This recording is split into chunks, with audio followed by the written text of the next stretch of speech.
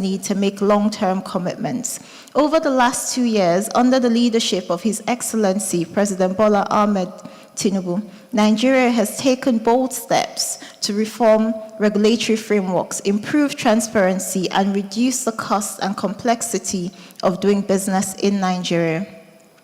From the rollout of Nigeria's regulatory impact analysis framework to ensuring smarter evidence policy-making solutions, to state action on business enabling reforms that empower all 36 states to attract and sustain investment, our focus remains unwavering to deliver reforms that translate to measurable results for businesses, citizens, and investors alike. Today's conversation about unlocking intra-African trade speaks directly to this mission. Africa's future growth lies not only in attracting foreign investors, but also in mobilizing African capital for African development. The African Continental Free Trade Area presents us with an unprecedented opportunity to expand markets, strengthen regional value chains, and position our continent as a competitive global player. Nigeria's reforms are deliberately aligned with this vision to make our economy a launchpad for investments into and across Africa. We must continue to close the gap between policy ambition and business reality by harmonizing regulations, ensuring policy consistency, and deepening public-private partnerships. This is where collaborations with state governors and private partners become so essential. Together, we are creating pathways for capital to flow more freely across borders, sectors, and communities. As we engage in this interactive session today, let's remember that sustainable growth will come not from policy documents alone, but from bold implementation, shared accountability, and a relentless focus on results. On behalf of the Presidential Enabling Business Environment Council, PEBEC, I reaffirm our commitment to advancing reforms that enable investment, unlock innovation, and strengthen intra-African partnerships for prosperity. I wish all of us very productive deliberations. On that note, I would please ask everyone to indulge us and stand up for the lady of the day today, an amazing woman that is worth celebrating, one who has put Nigeria on the map today. Madam Moji, we're very proud of you. I know how tough it was. It took you 6 months to convince me to be on this path with you. And I must say, at the very last minute, I am a believer. And it's very difficult to convince me. So once more, I want to ensure you that moving forward, we will continue to do our best to support Woodhall, because this is an initiative worth supporting. Thank you so much for today.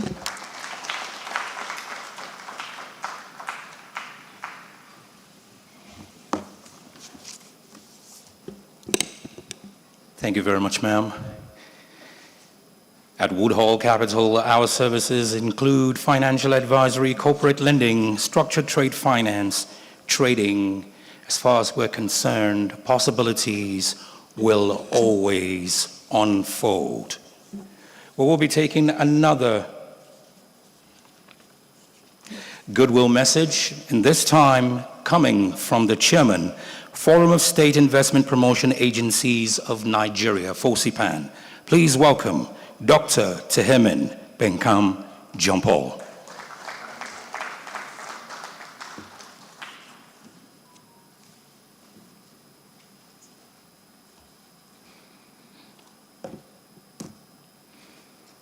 Your Excellency, Senator Kashim Shettima, the Vice President, GCON, the Vice President of the Federal Republic of Nigeria. Your Excellency, Governor Abdurrahman Abdurrazak, the Chairman, Nigerian Governors Forum, and the Governor of Kwara State, ably represented by the Honorable Commissioner of Finance, Zamfara State, the President of Woodhall Capital. Distinguished investors, partners, and friends of Nigeria, good morning. When investors come to the states, they often insist on meeting with the governors. It's understandable That's because investors want the shortest pathway to decision-making and deal-making. But for years, this created a lot of bottlenecks because governors are constrained by time and by competing demands. So they were possibly not able to sit down personally and oversee the investment conversations with all the investors that wanted to meet with them. Even when they did, the supporting processes that would help to structure these transactions and bring the deals to financial closure were non-existent or were very minimal. That created a lot of bottlenecks and a lot of problems for investors. But moving forward,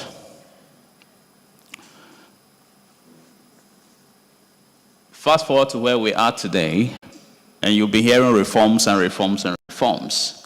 Today, nearly all the states, the 36 states in Nigeria, have established state investment promotion agencies and public-private partnership units.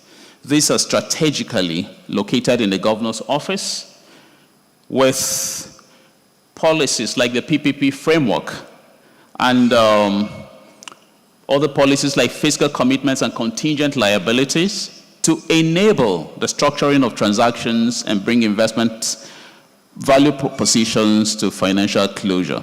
This day, states are better equipped to structure and deliver bankable projects.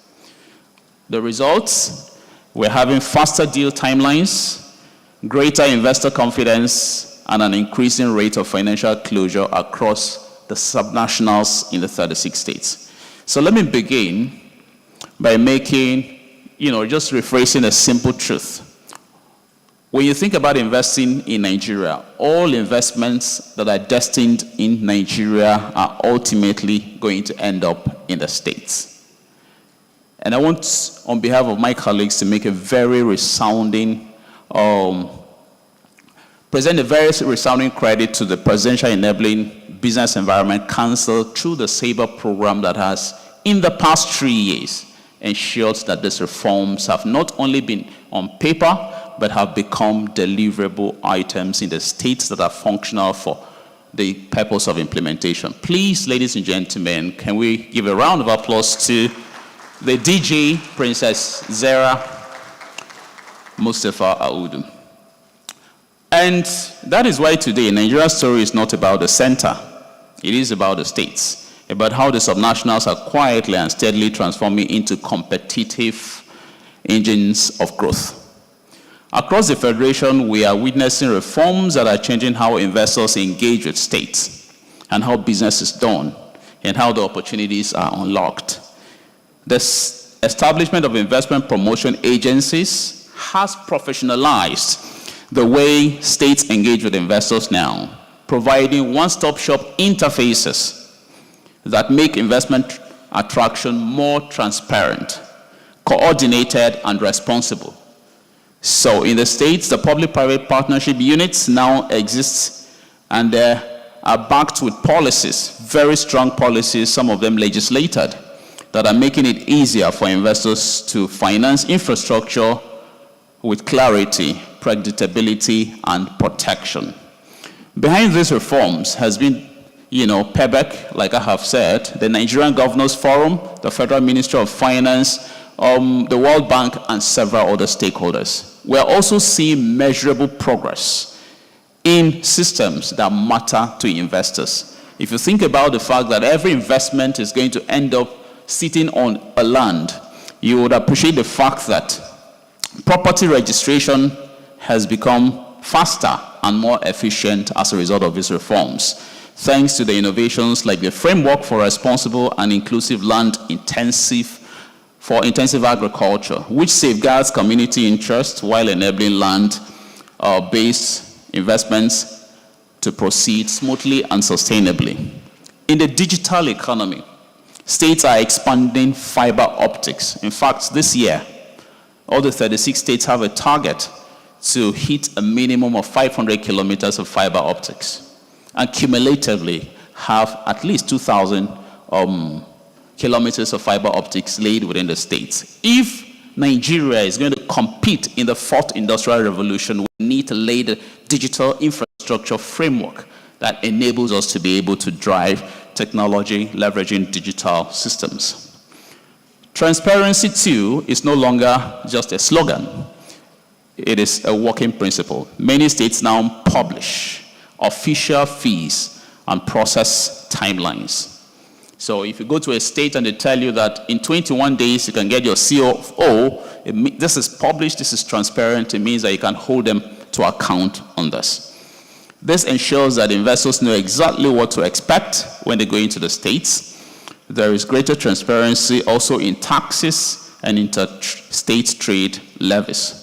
With reforms harmonizing fees, reducing duplication, and easing the movement of goods and services, exporter certification has become easier and faster, helping Nigerian products reach regional and global markets with less friction.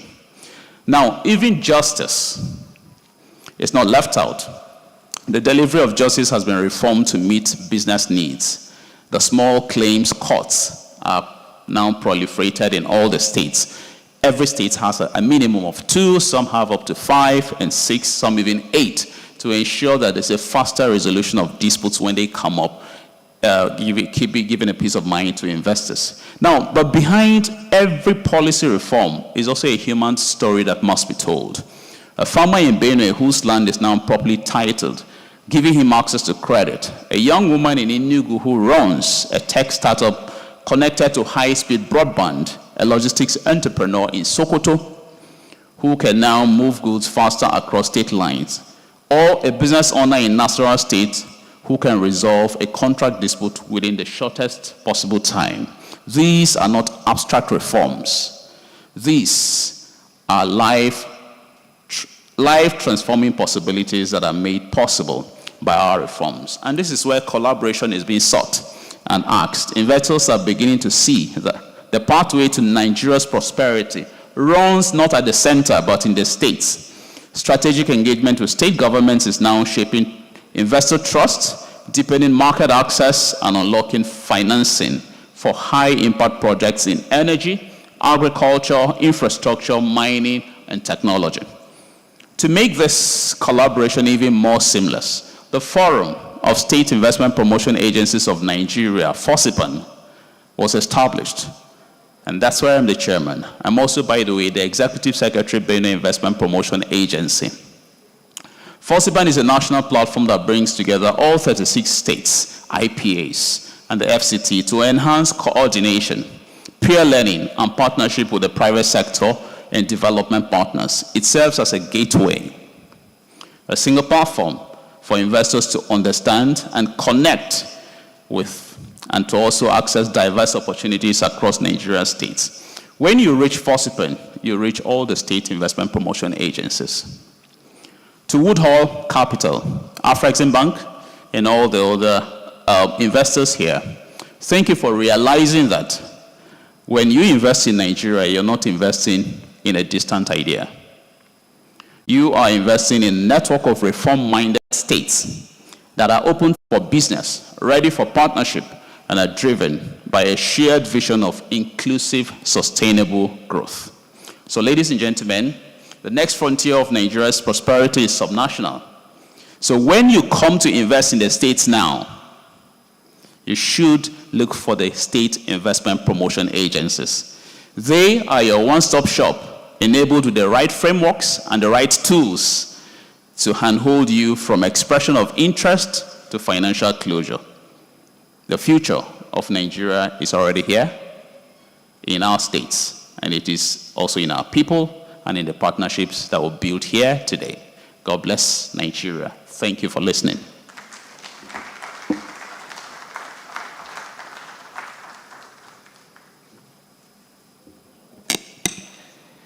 Thank you very much.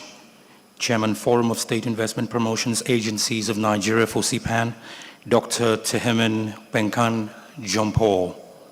Your Excellencies, distinguished ladies and gentlemen, the NGF has technical partners who conceptualize the NGF Fund, which is one of the funding vehicles for the NGF Investopedia. And to give his goodwill message is the Director of Strategy of Covista Holdings. They are also partners to the NGF. Please welcome Mr. Kabir Shagaya.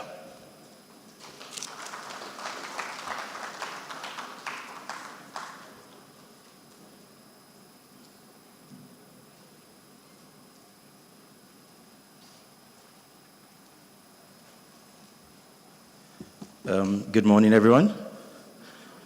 My name is Kabir Shagaya. I'm the Director of Strategy at Covista Holdings, and all protocols duly observed. So I'll tell you a bit about who I am, about what we do at Covista Holdings. Covista Holdings is a holdings company that manages multiple portfolio businesses in Nigeria. We currently own Ikogosi Warm Spring Resorts. I'm not sure if some of you have heard of Ikogosi. Ikogosi is a resort in Ekiti where cold and warm springs meet, and we currently manage that resort on behalf. We took it over from the federal government. Okay. We took it over from the federal government a few years ago, and we've been able to transform it into the best holiday resort in Nigeria for the past few years in a row. We also own a payment solution company called PayZip. PayZip is our fintech, which owns 3 licenses from CBN, which is a PTSP, PSSP, and also a super agent license. We also own a company called Covista Tech. Covista Tech is one of the largest employers of software engineers in Nigeria as we speak. We currently host hackathons every year and engage with different state governments to move that initiative forward. And last but not least, we own Agbeyawa Farms, which is, in my opinion, one of our most impressive investments. Agbeyawa Farms is the largest cassava farm in the world. You can Google it on your phones, it'll come up and you'll see it clearly. Agbeyawa Farms is a 10,000 hectare cassava farm in Ekiti State. The average yield of cassava in Nigeria is about 6 to 10 tons per hectare, but our farm has a yield about 30 to 40 tons per hectare. We've worked with the Ministry of Agriculture and different federal government agencies and to make this become a reality.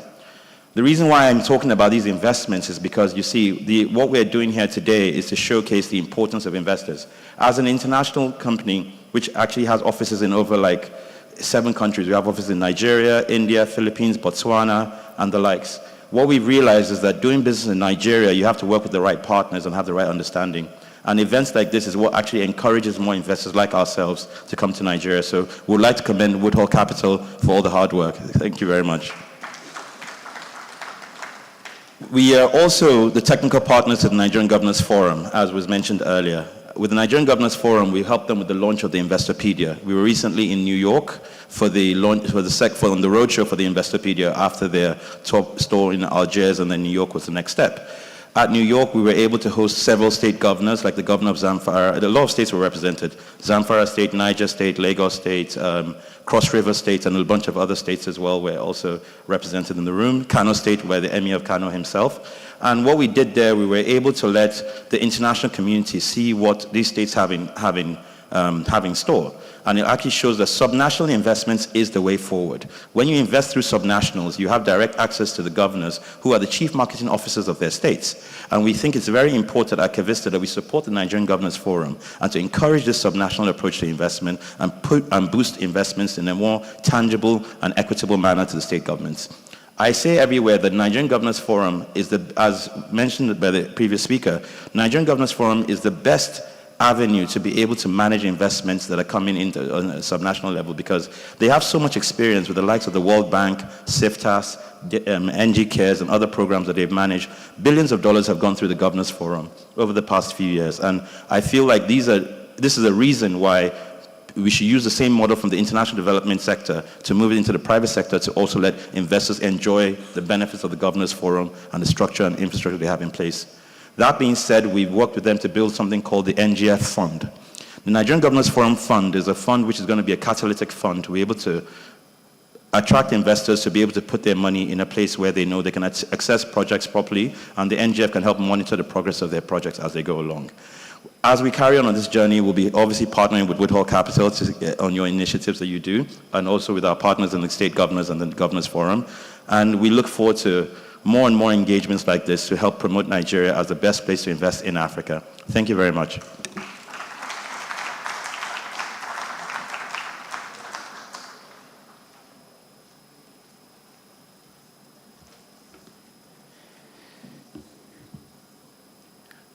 Thank you very much. Whilst that speech was going on, we had the singular honor of welcoming His Excellency Senator Kashim Shettima, GCON, the Vice President of the Federal Republic of Nigeria, represented here by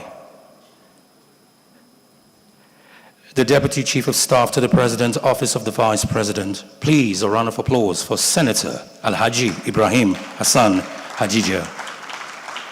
Thank you for joining us, sir.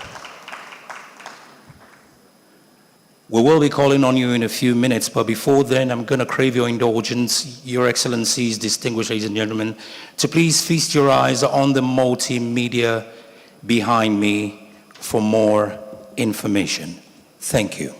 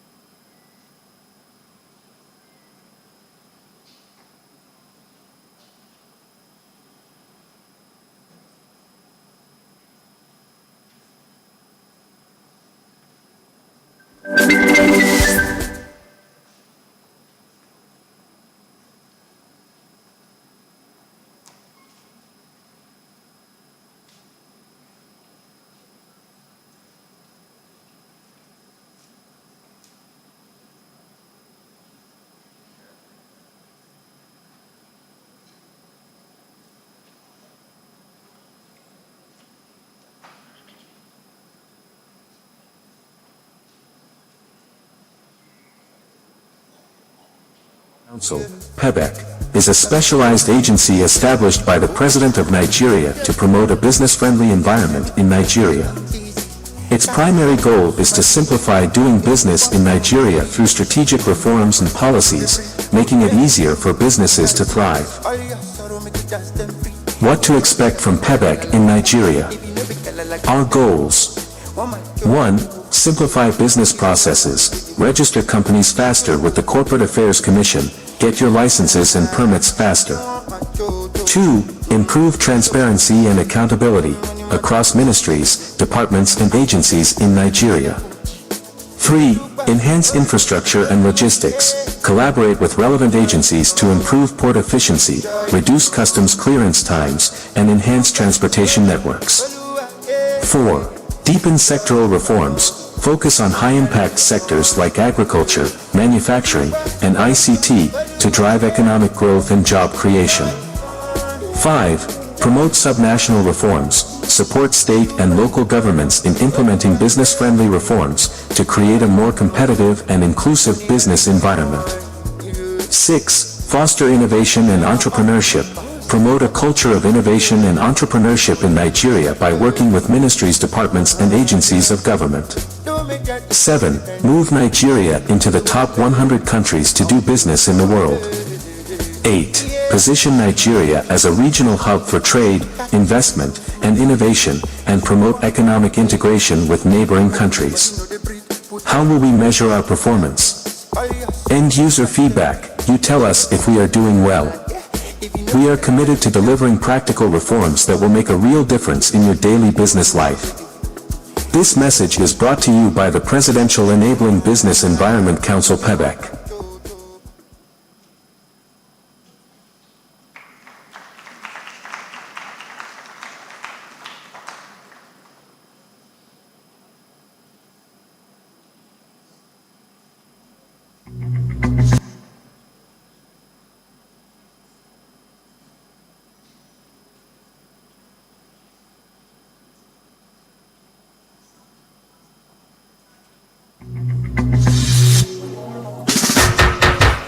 Announcing the relaunch of the PEBEC ReportGov website, a guide to using ReportGov via the PEBEC website.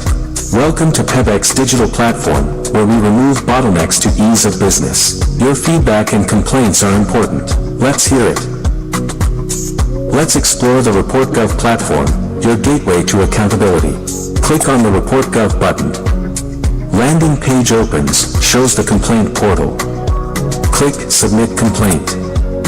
Fill in details, name, ministries, departments, agencies, complaint type, message, and location. Attach a file, optional. Click Submit.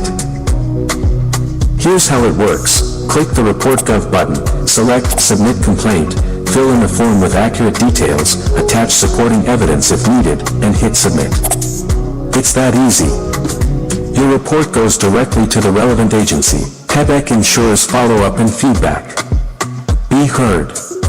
Be part of the solution. Visit www.pebec.gov.ng. PEBEC works.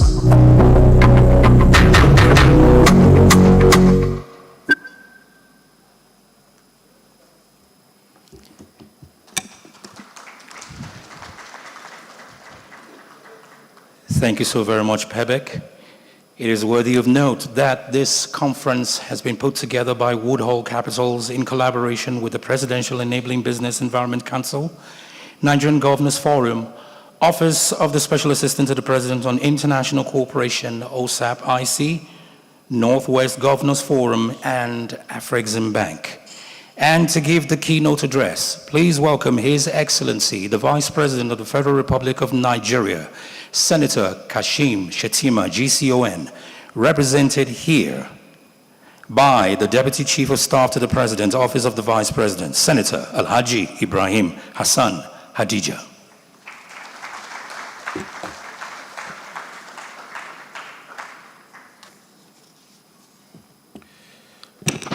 Thank you very much, ladies and gentlemen. I'm here to represent the Vice President and deliver the keynote address on his behalf. He would have loved to be here in person, but unfortunately there is a clash of schedules which led to his sending me here to represent him. You're actually supposed to be represented by the Minister of Trade and Investment, who incidentally was in China up to yesterday. So I'm here to step in some very big shoes at very, very short notice. Your Excellencies, distinguished governors as represented, honorable ministers, representatives of the African Export-Import Bank, members of the diplomatic corps, heads of MDAs, I can see about 2 or 3, global investors and development finance leaders, captains of industry, the convener, Mrs. Mojisola Humponu-Wusu, President of Woodhall Capital, and the visionary team at Woodhall Capital, distinguished ladies and gentlemen, good morning.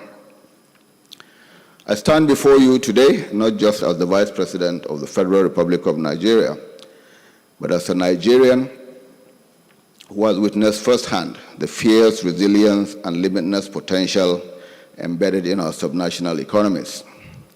I thank the host, Woodhall Capital, and its partners, the Presidential Enabling Business Environment Council, PEBEC, the Nigeria Governors Forum, the Northwest Governors Forum, and the African Export-Import Bank, Afrexim Bank, for organizing this crucial high-level conference on intra-African trade in the heart of our nation's capital. The fact that this forum serves as the strategic kickoff for the International Investors Forum in London, Dubai, and Abu Dhabi tells us one essential truth. The time for incremental steps is over, and we are now operating on a scale that is continental and global. I want to especially commend Woodhall Capital at this point. Your decision to take on the audacious mandate of raising international funding for sovereign and sub-sovereign partners is not merely a business model. It is an act of deep patriotic service. It is a necessary bridging effort that transforms the theoretical potential of our states into bankable investment cases, and I applaud you for leading this charge. For too long, the narrative of African trade has been dictated by what we extract and export to the global north. Today, we must pivot and activate the vast, untapped energy of inter-African trade. Consider this fact. Trade within the European Union hovers around 65% of their total commerce. For Asia, it is closer to 60%. For Africa, it sadly lingers below 17%. This disparity is not a mark of destiny. It is a clear measure of unexploited opportunity, particularly under the framework of the African Continental Free Trade Agreement. Nigeria, with its unparalleled market size, a GDP that anchors the continent, and a demography that drives innovation from Nollywood to Lagos's tech hubs, is uniquely positioned to be the anchor of this inter-African commercial revolution. But this revolution will not be led by Abuja alone.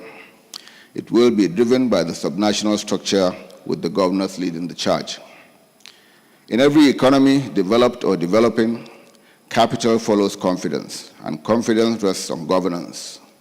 As a government, we recognize that to attract sustainable investment, we must continue to build an environment anchored on predictable policy, institutional transparency, and public accountability. Through PEBEC, we are committed to removing bottlenecks, modernizing business processes, and ensuring that investors experience a seamless interface with government. Beyond that, we are investing heavily in the fundamentals: security, infrastructure, and macroeconomic stability, because we understand that the foundation of any competitive economy is trust. Investors must trust that their capital is safe, that rules are stable, and that opportunities are real. This conference must achieve one critical outcome.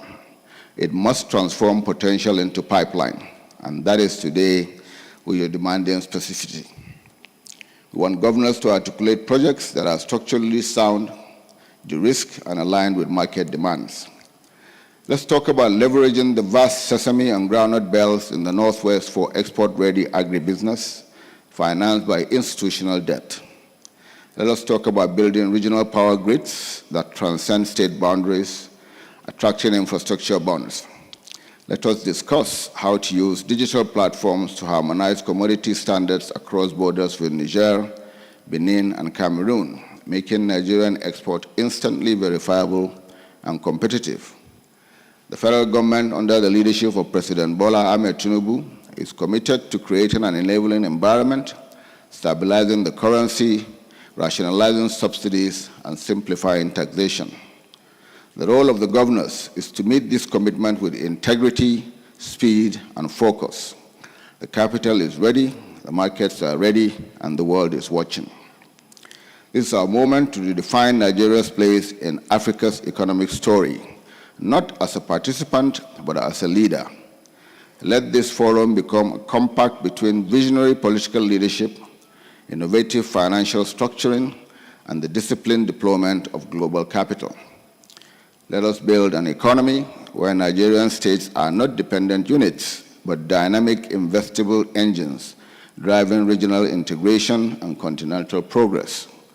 As we begin this journey, let us remember the greatness of a nation lies not in its potential, but in its performance.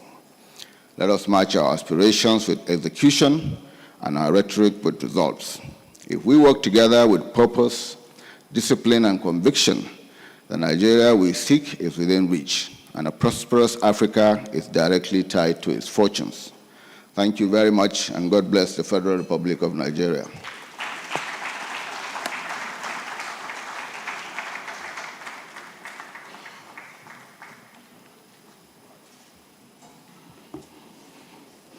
Thank you very much, His Excellency, the Vice President of the Federal Republic of Nigeria, Senator Kashim Shettima, GCON, represented here by the Deputy Chief of Staff to the President, Office of the Vice President, Senator Alhaji Ibrahim Hassan Hadija,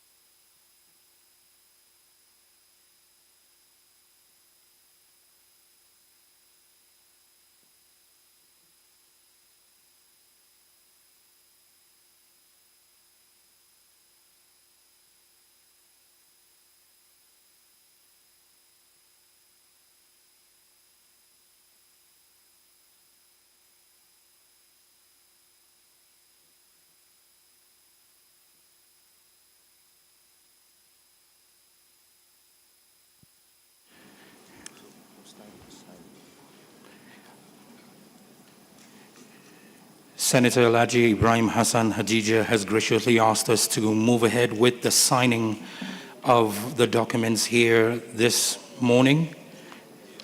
Signing of MOUs and partnership agreements with financial institutions and stakeholders. First will be with Afrexim Bank Africa Trade Gateway, contract with Woodhall Capital, and of course, transaction advisory mandate letter signing with Woodhall Capital and Sea Energy Limited. And it gives me great pleasure to welcome on stage. She's already here. Oh, amazing.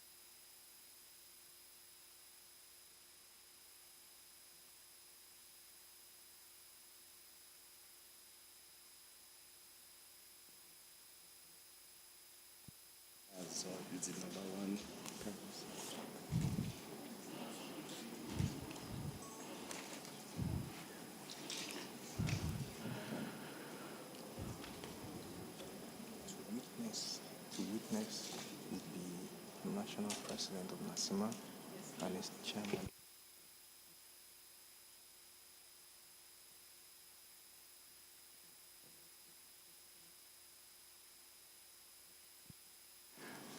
To witness the ATG signing, I'd like to call up the National President of NASIMA, Engineer Jani Ibrahim. He's already here with us.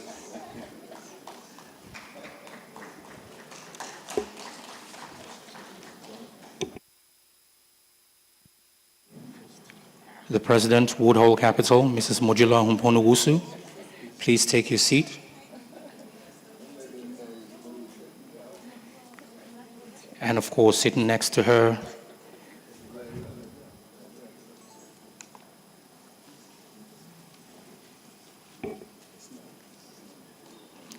Acting Regional Chief Operating Officer and Head of Missions, Anglophone West Africa, Afrexim Bank, Mr. Alan Terry Mbogu.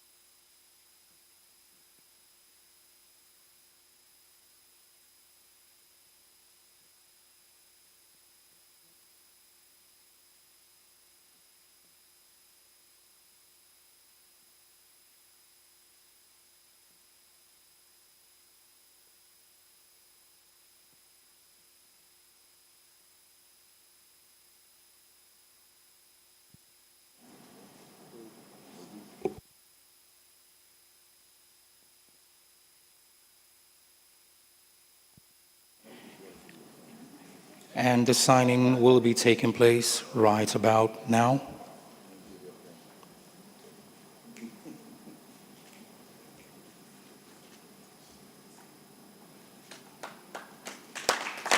Thank you very much.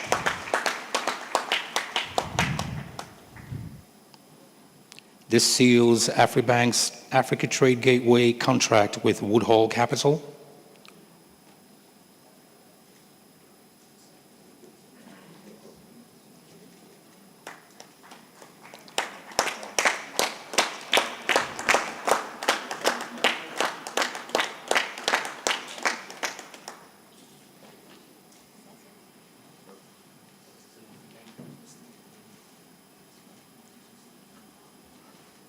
Your Excellencies, whilst we retain you, we crave your indulgence and thank you so very much. We will be signing the transaction advisory mandate letter between Woodhall Capital and Sea Energy, and this will be with Head Woodhall Finance Company Limited, Mr. Francis Ibe, and of course, from Sea Energy Limited, Engineer Sheyi Baba. He is the CEO of Sea Energy Limited.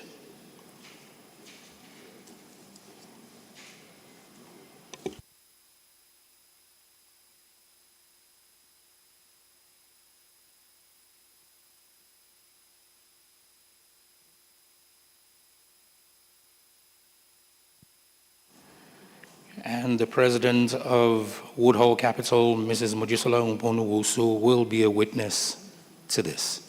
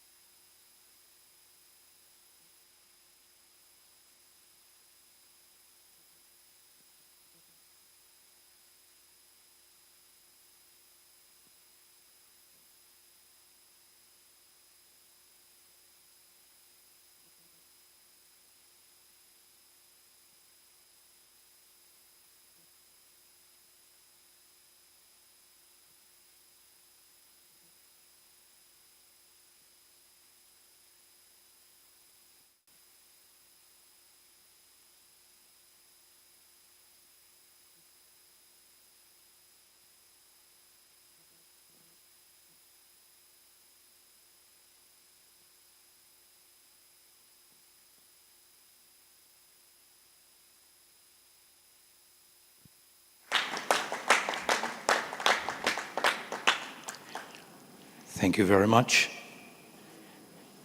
And now we're going to go straight into the photo session.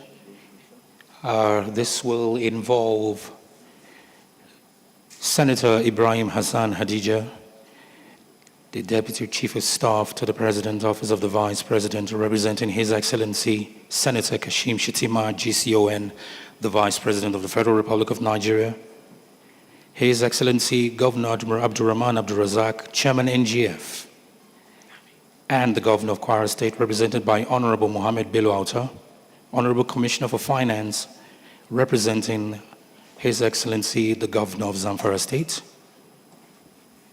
Mrs. Mojisola Umponu-Wusu, the President of Woodhall Capital,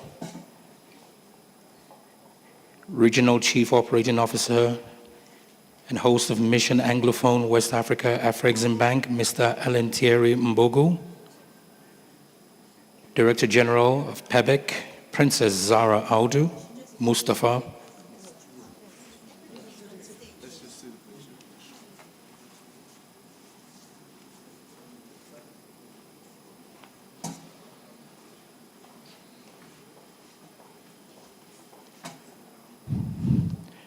the National President Nasima, Engineer Dr. Jani Ibrahim, Managing Director Nexim, Mr. Abba Bello,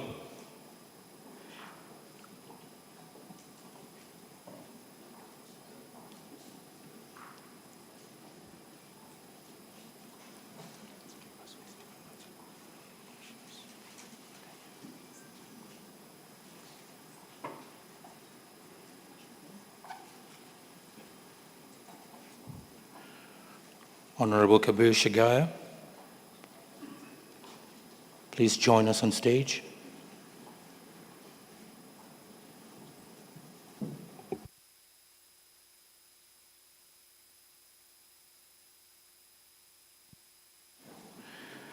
I'm also going to ask members of the diplomatic corps to please come on stage and join us.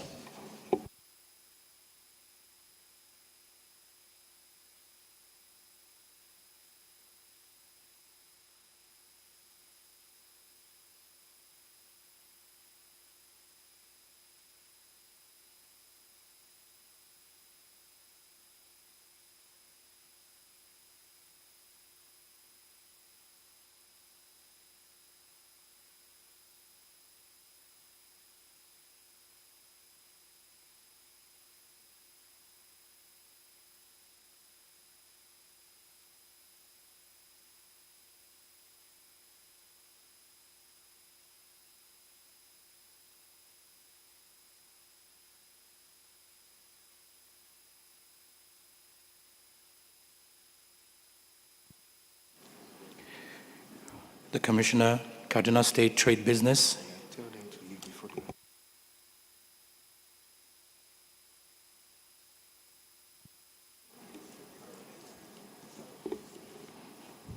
Mr. Francis, eBay, and of course, Mr. Sheyi Baba, thank you very much.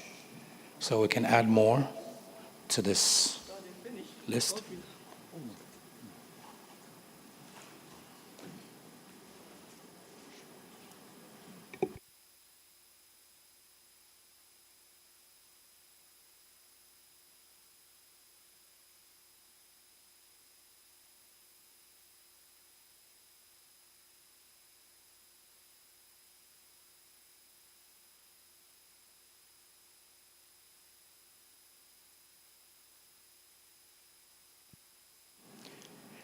Thank you very much. Please give them a resounding round of applause. Thank you all so very much.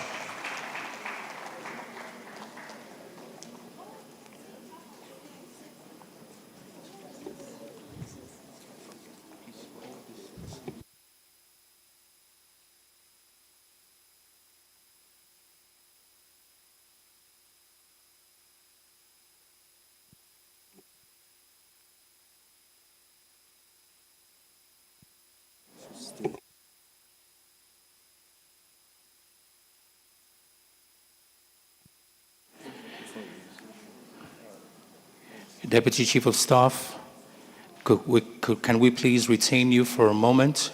President, Woodhall Capital, could you please remain on stage? Executive Director, Planning, Research and Strategy, Professor Yunusa, please join us on stage.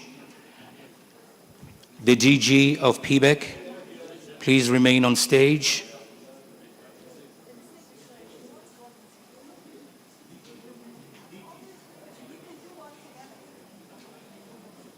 Professor Yunusa, ED, Planning, Research and Strategy, please join us on stage.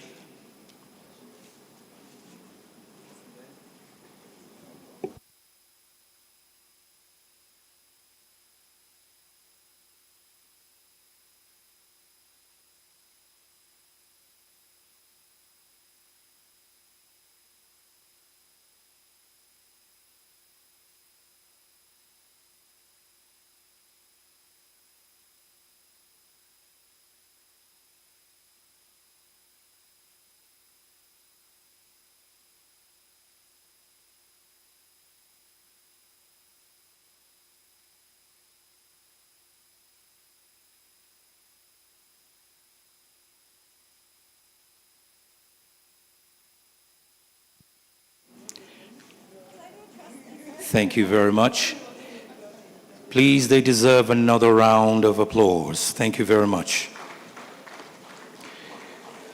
Your Excellencies, distinguished ladies and gentlemen, we will be going into the first panel session, but before then, we will have a multimedia show, courtesy of the NGF, play on our multimedia screen. Thank you very much.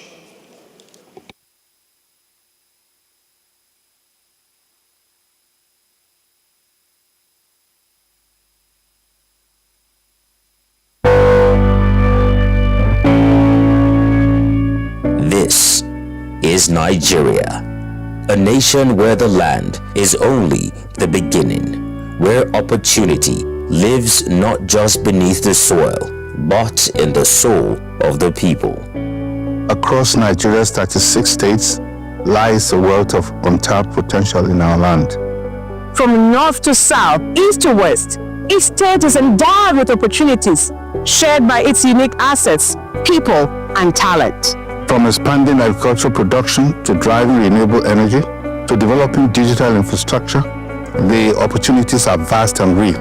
That is why, under the leadership of our able chairman, His Excellency Abdurrahman Abdulrazak, we created the NGF Investopedia, a landmark compendium, a master key to Nigeria's investment potential, built from the Nigeria Governors Forum Subnational Investment Climate Survey, an unprecedented research effort by every state for every investor.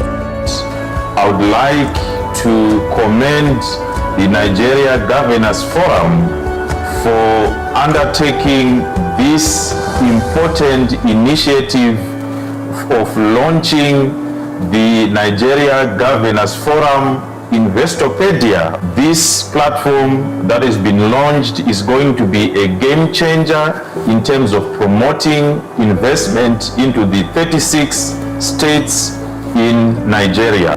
This publication is a practical tool, a guide for investors looking to understand where the opportunities lie and how to connect with them. It offers data, sector-specific insights, and ready projects from each state, helping to de-risk your decision-making. Afreximbank has been working under the African Sub-Sovereigns Network Initiative, which we call AFSNet, which we actually launched in 2021 in Durban, South Africa, on the margins of the Intra-African Trade Fair. The main objective of the African Sub-Sovereign Network Conference Initiative was essentially to promote trade and investment among the sub-sovereigns. So we see the subnationals as key counterparties or partners in these efforts to optimize investment assets, mobilize investments into critical sectors of the Nigerian economy. And that is why we're excited about the opportunity to partner with the Nigerian Governors Forum in launching this Investopedia. We anticipate, and as part of our plan, is to work very closely with the NGF in supporting the states in identifying areas of viable investment opportunities in project preparation so we can prepare investment-ready projects. And then in some cases, we would also co-invest in some of these projects. We are helping to unlock capital by improving investment readiness across the states. A foundational part of our collaboration is ensuring state readiness to engage investors. Investopedia, Nigeria redefined for the investor. Backed by research, guided by leadership, driven by vision. Because the world is ready to invest and Nigeria is ready to lead. Investopedia, rediscover Nigeria, invest in the future. Presented by the Nigerian Governors Forum.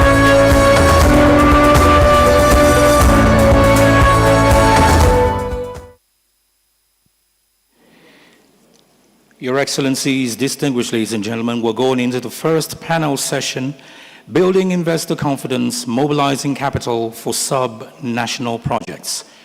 This session will explore how strategic collaboration with state governments is shaping investor trust, deepening market access, and mobilizing financing for high-impact projects across Nigeria's regions. And sitting at the panels, please welcome with me His Excellency Governor of Zamfara State, Dauda Lawal, represented here by the Honorable Commissioner of Finance, Honorable Mohammed Bello Auta.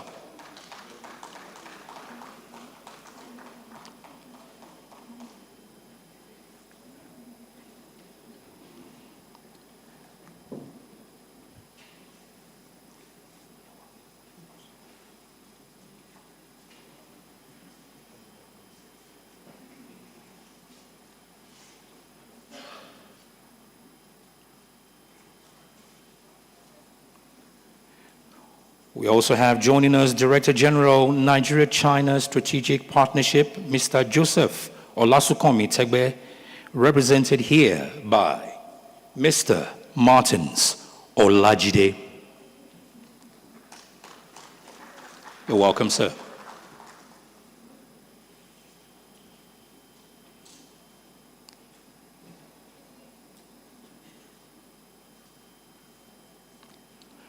Also joining us, the Managing Director, Bank of Industry, Dr. Lashukbo Lucy, represented here by the General Manager, Corporate Finance, Bank of Industry. Welcome with me, Mr. Ayo Bajomo.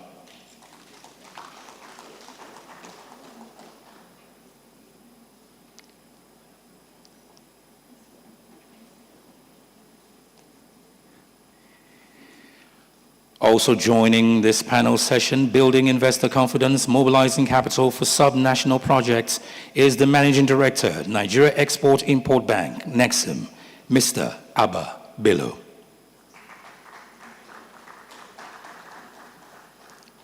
You're welcome, sir.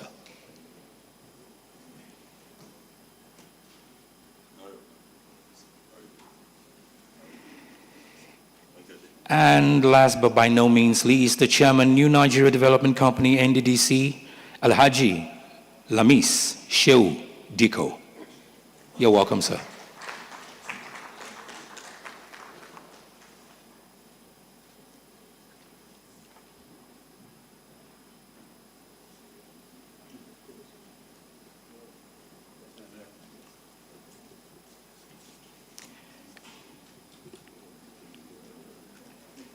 Thank you so very much, gentlemen, for joining us in this panel discuss building investor confidence and mobilizing capital for sub-national projects.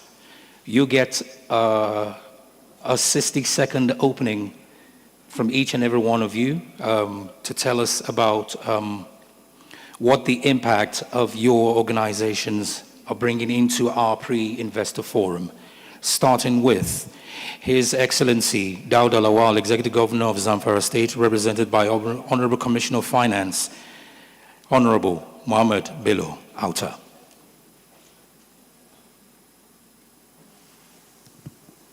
Once again, good afternoon all. Coming from the subnational, one of the subnational governments, it is not out of tune if I actually start the conversation by appreciating this initiative that center around the needs of the subnationals with very huge potential at the state levels in terms of resources. If I take my state as an example, we have huge mineral resources, but very huge capital gap to explore these resources, and very huge gap also in terms of funding for infrastructural development. So this is the area that we are looking at. In what way can we come and convince the investors? How can we come and partner with investors to come and support our quest to develop these areas? Yes, understandably, mineral resources are controlled at the center, but at state level, we have stake in that we can also bring in our own business outfit that can partner and explore these resources, pay the federal government royalties, drive our own profits, and support our developmental needs. So really there is potential. The activities that are taking place now are not flowing, the benefits are not flowing back to the locals for the development of this infrastructure, because it's either illegal mining or undocumented activities that are taking place, and nothing is coming back formally to the state. But if we can organize ourselves, take up this opportunity to partner with private sector, to fund and come up with vehicles that can come and explore these resources with capital inflow, we can now get all the necessary infrastructures that can support this, so that we can start benefiting from this ample opportunity of resources, mineral resources that are based in the state. We have huge infrastructure gap. The state is barely 20-something years old,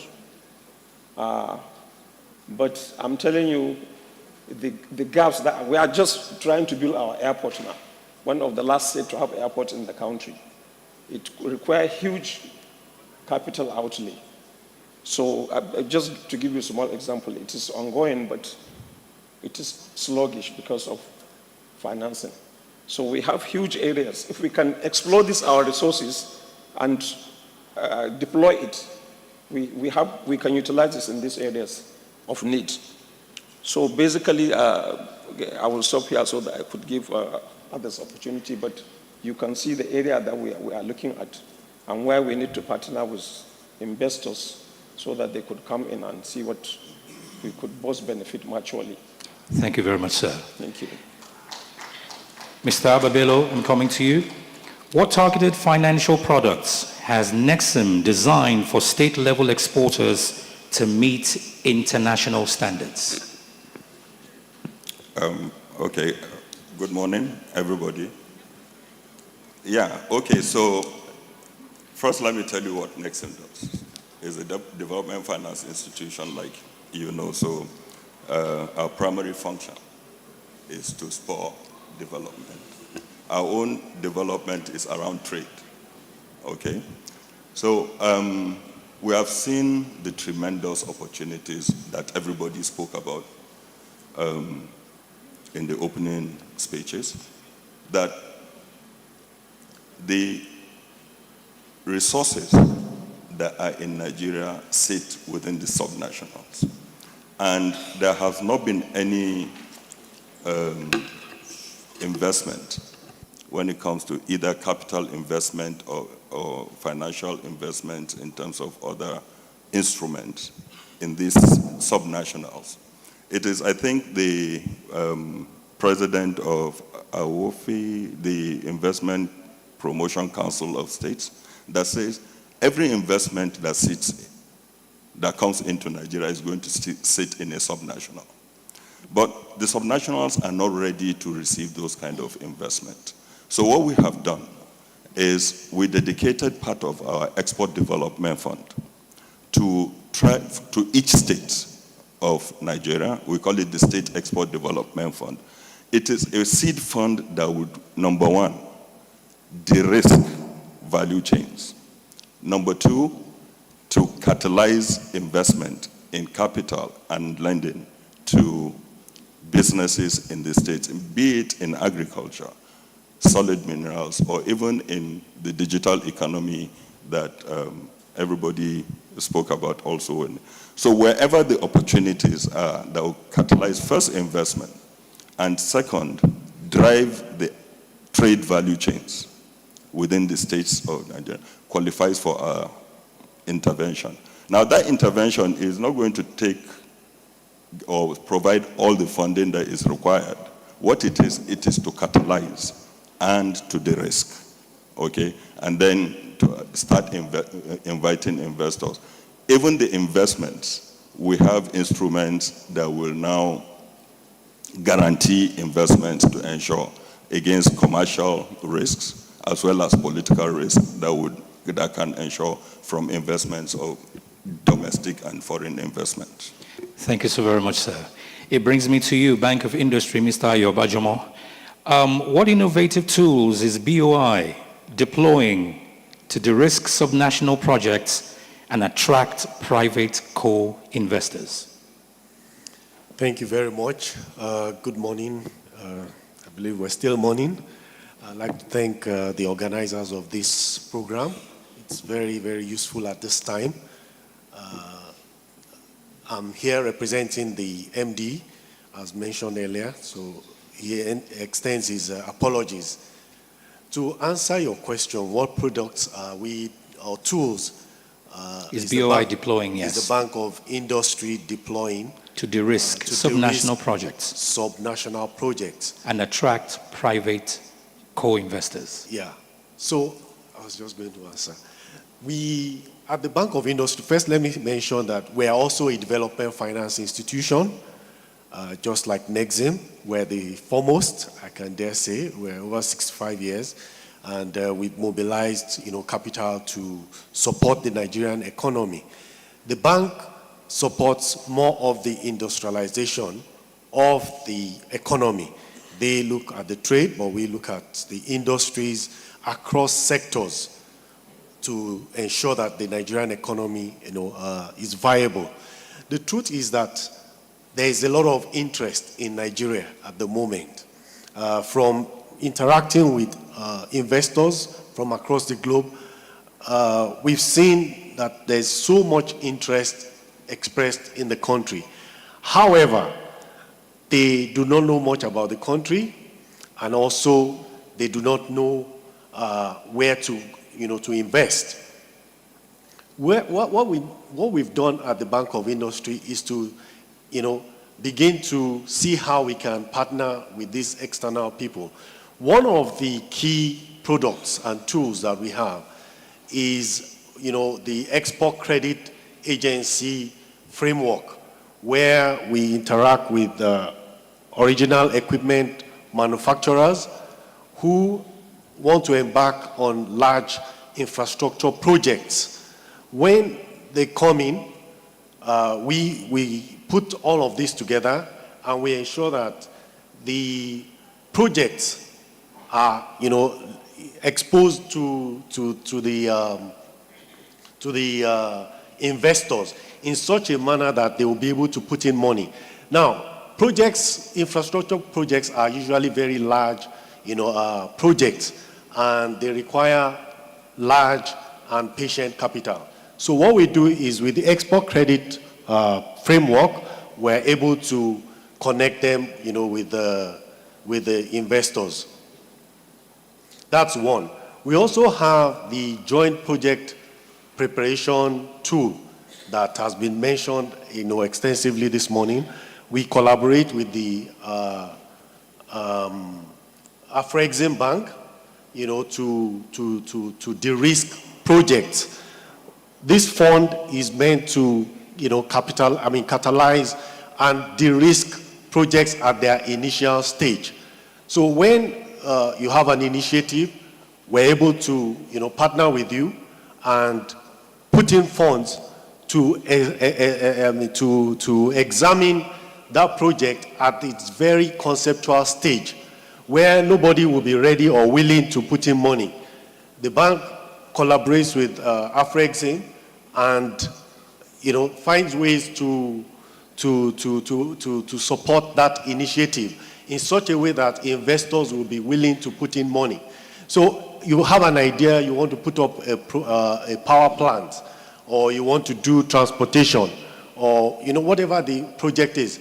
At the conceptual stage, we are going to partner with you, with Afrexim and the promoter, to be able to see how we de-risk that initiative. So those are some of the things that we do at the Bank of Industry. Thank you very much, sir. Thank you so very much. Please, he deserves a round of applause. Thank you so very much. Mr. Martin Solajide, you are representing the DG, Nigeria-China Strategic Partnership, and we have seen beyond trade and infrastructural development of Nigeria-China strategic partnerships. Let me ask you, how can states attract Chinese capital beyond traditional infrastructure into the areas like tech and manufacturing? Thank you very much, and good morning, everyone. It's still morning. I'm representing the Director General, Mr. Joseph Tegbe, who is on his way as we speak to the Republic of China, working, for the country.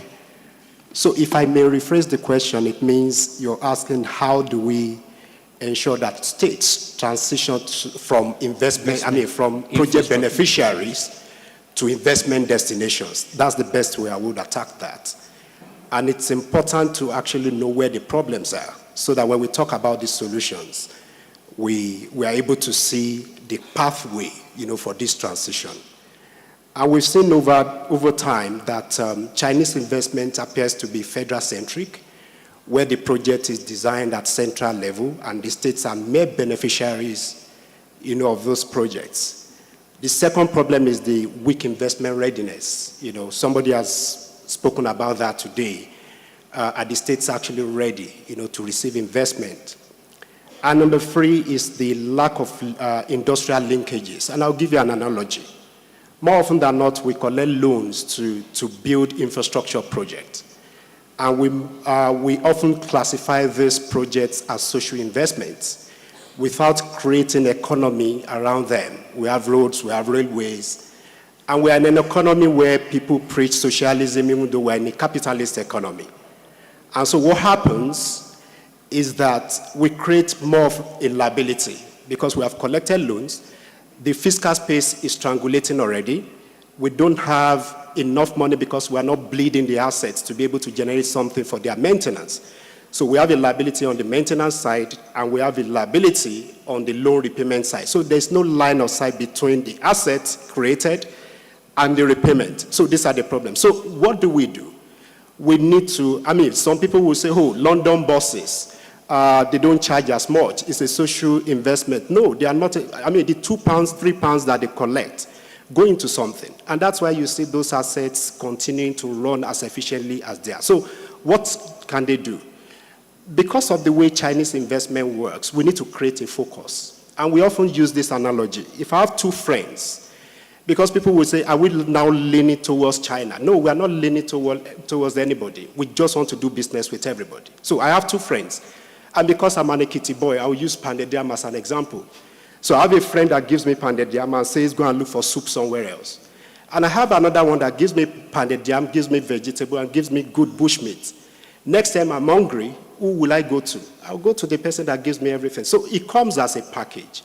So at state level, and thankfully for SIPA is in the house, we need to create specifically maybe a Chinese desk, resourced with people that understand how these people structure businesses, how they trade, how, because they know what they want. The question is, do we also know what we want?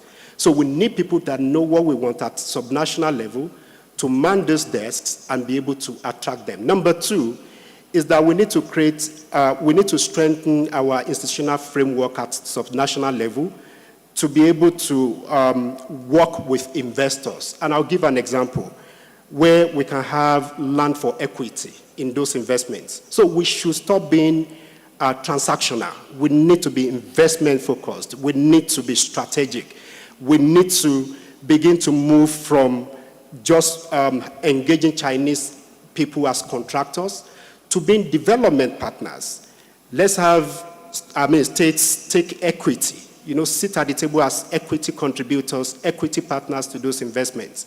And I think when we move from this, we can go on and mention, having R&D centers, being able to churn out people that are ready for the industry. So most of our graduates are not also ready for the industry. So how can we turn this trend around and ensure that the states are ready to receive investment? These are the things we're talking about. So the transition from project beneficiaries to investment destinations. Let me stop here. Thank you so very much. That was well explicitly explained. And I come to you, the chairman of New Nigeria Development Company, NNDC, Alhaji Lamis Sheudiko. And my question is this: how can public-private partnerships drive capital inflows into northern Nigeria's industrial and agricultural corridors? So thank you very much, and let me thank the organizers again for giving us the opportunity to participate in this forum. And on a lighter note, I think you are lucky you didn't make the same mistake, because you would have paid for it. Everybody call us NDDC without giving us the money that NDDC have. Where NDDC. So for NNDC, it's essentially a company that is wholly owned by the 19 northern states government. It's about as old as Nigeria, because it was founded in 1957. So it has seen better times, but right now what we are going through is a transformation to see if we can get back to the basics. And the basics is the kind of situation that will address your question. When the former Premier of Northern Nigeria was addressing the first board meeting of NNDC, then it was called Northern Nigeria Development Corporation, he told them that the corporation was founded to promote the economic and industrial development of northern region. And he said specifically, when I say industrial, I include agriculture as an industry. And he specifically told them how you do it is partner with the private sector, start a business. When it matures, and is ready to go on its own, you exit and use the money you generate there to start another business. So in 1957, there you have a venture capitalist. So once we dwell from that perspective, things started going bad. Now coming back to your question, things have moved on from that day. Private-public partnership is essentially a tool for ensuring development. It can lead capital inflows into the country if they are well designed. And how do we make sure they are well designed? A project, an investment, is not an investment unless it is well prepared, made bankable for financiers to be interested in funding it. In its early days, NNDC had a vehicle that would actually fill that gap. It used to be a subsidiary 100% owned by NNDC. It was called New Nigeria Investment Limited. It was initially wholly owned, and subsequently the Commonwealth Development Corporation, CDC, became a major investor. And the whole work of that company was project preparation, feasibility studies, just given the intellectual ground. Sadly today, that company is trading in fertilizer. But we're getting back to see where the original vision of the founding fathers, can we turn that company back into a vehicle that prepares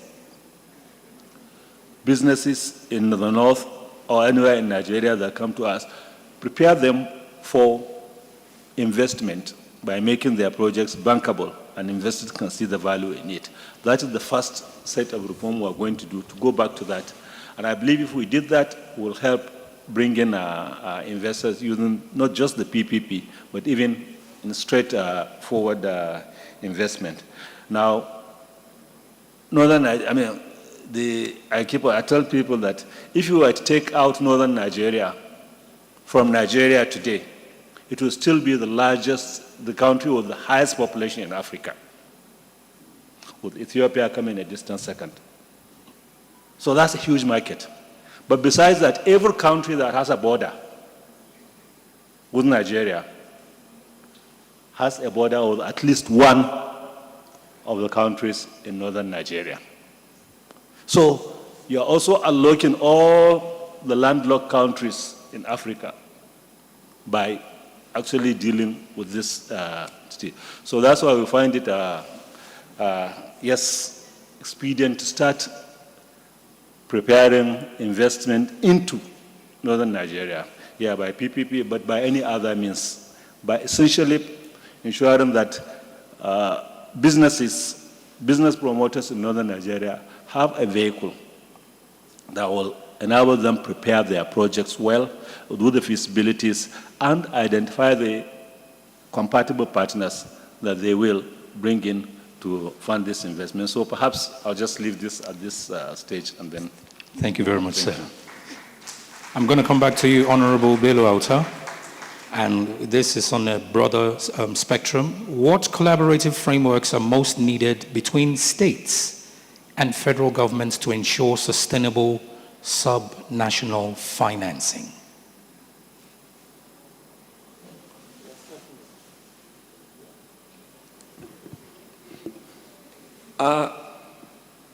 Currently, we have a structured framework. If I give you an example with some of the interventions, financing that comes through World Bank or some other multilateral or bilateral organizations like Islamic Development Bank. Any subnational that want to key into this, these are finances that will have to be guaranteed by federal government through the Federal Ministry of Finance as the principal borrower in the first place. We are sub-borrowers. So, but it's not just the funding. They give us the leverage to go and implement these projects on our own. But the bottom line is the guarantee, the collaboration that we need to have is the supervisory responsibility. Because if you look at the structure of some of the subnationals, the tendency is for these resources that are borrowed to be utilized in other negative fashions, things that were not meant for them, or without achieving much in terms of efficiency of utilizing these funds and getting value for the funds that were derived. So with monitoring, which is implemented at national level, these funds are not disbursed at one go. They give it to you in phases, and they monitor what you do in phase 1. And that will determine whether you will be eligible for phase 2. So we need this collaboration. They guarantee these funds because they are secured and they are deducted at federal level and repaid when the maturity starts. But they make sure you come and do what you plan to do. Of course, in collaboration with the primary lender. So at state level, we need to have the political will from the executives, that is the state governors. Once they have the will to do that, the next thing is, who are the players that are implementing this?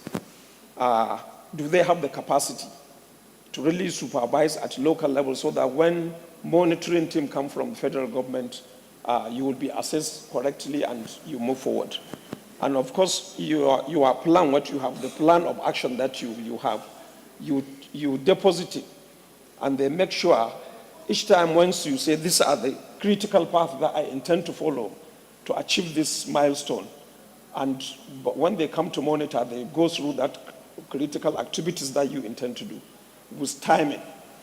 So really, because federal government guarantees these facilities, we really need to have that collaborative synergy with federal government so that the report that will come up ultimately from the lenders. So it can be replicated if we have private investors also, not these multilateral organizations.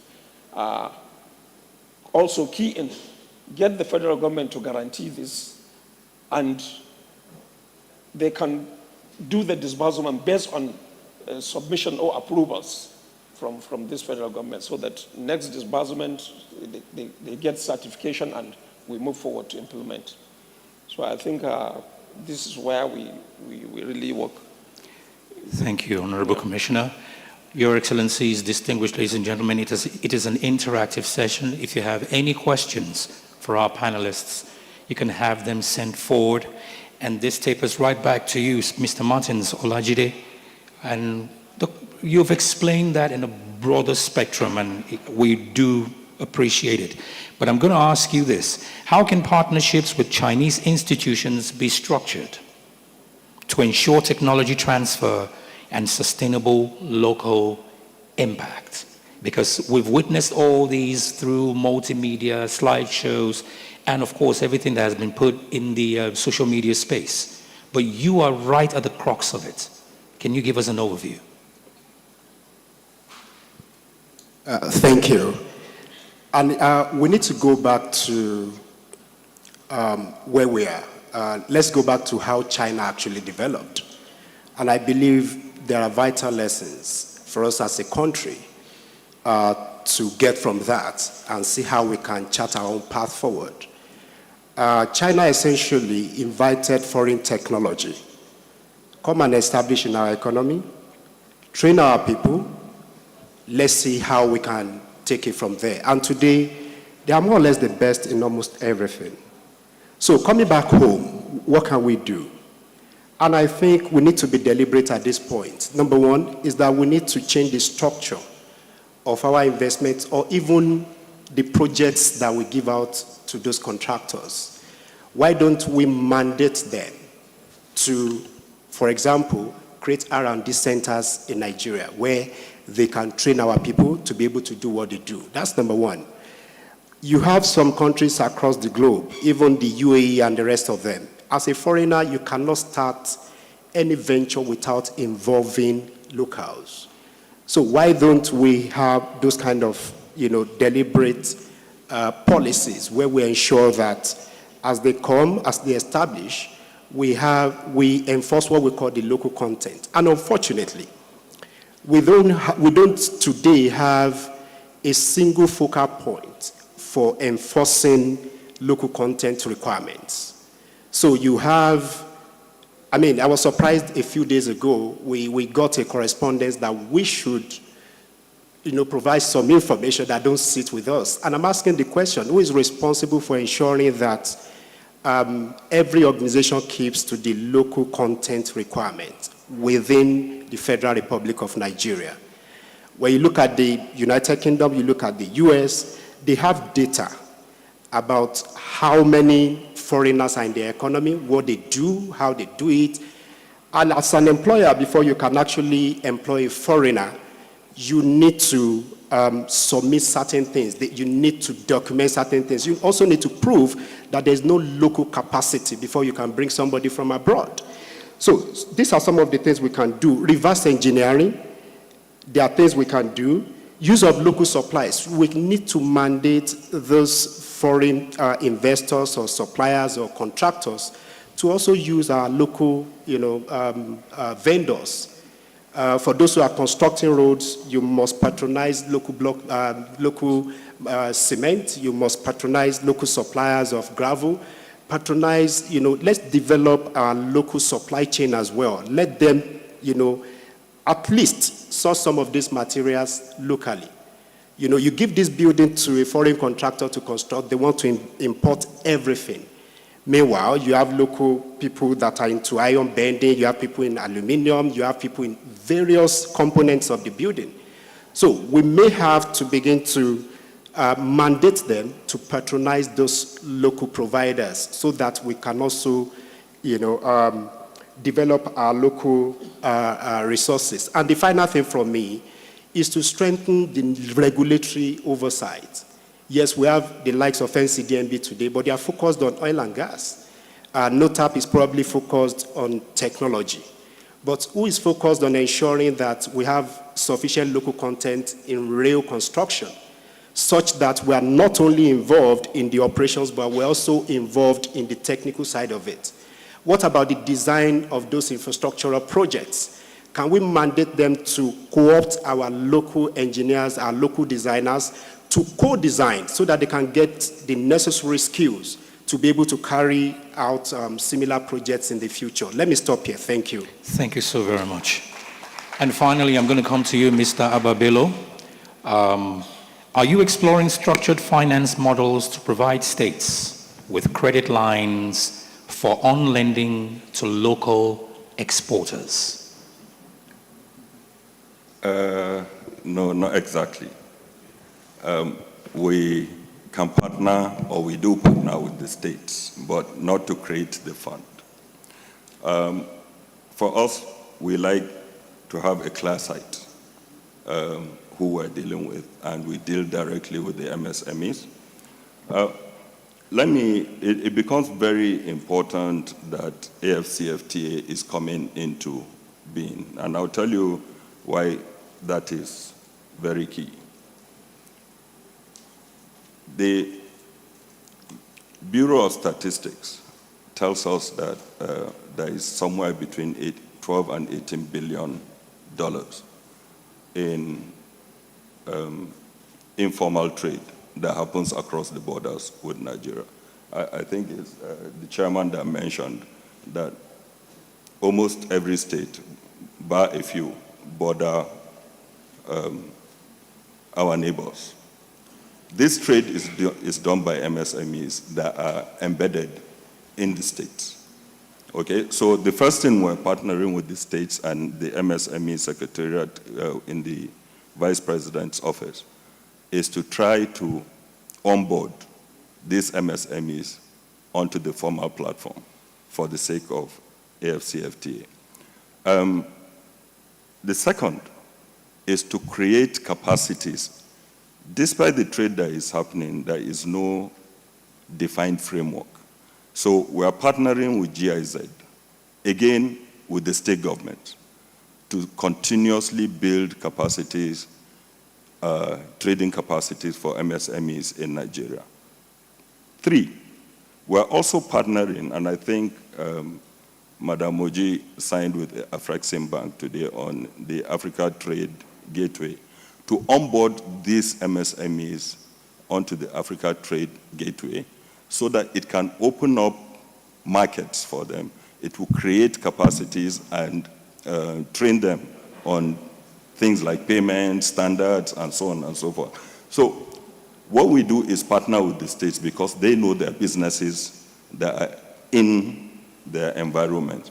But to make it even more sweeter for the people who are involved with this trade, we have again partnered.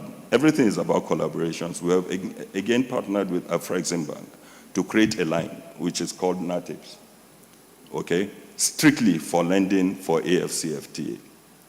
And part of what we do is to partner with states to create processing zones that are focused on export.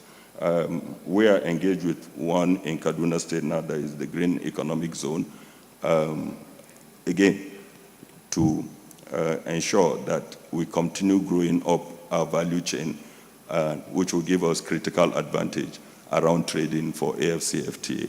But answering your questions, no, we do not lend to the states for them to lend. We create that site directly with those that are involved in the trade value chain.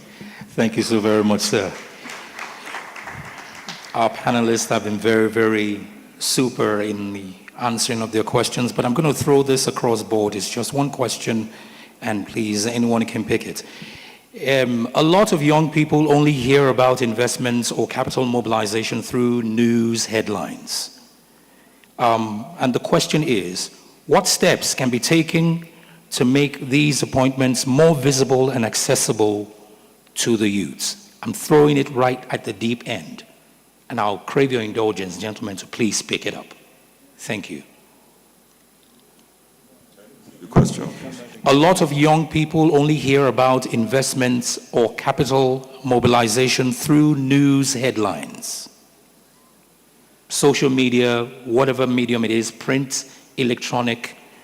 The question is, what steps can be taken to make these opportunities more visible and accessible to the youths?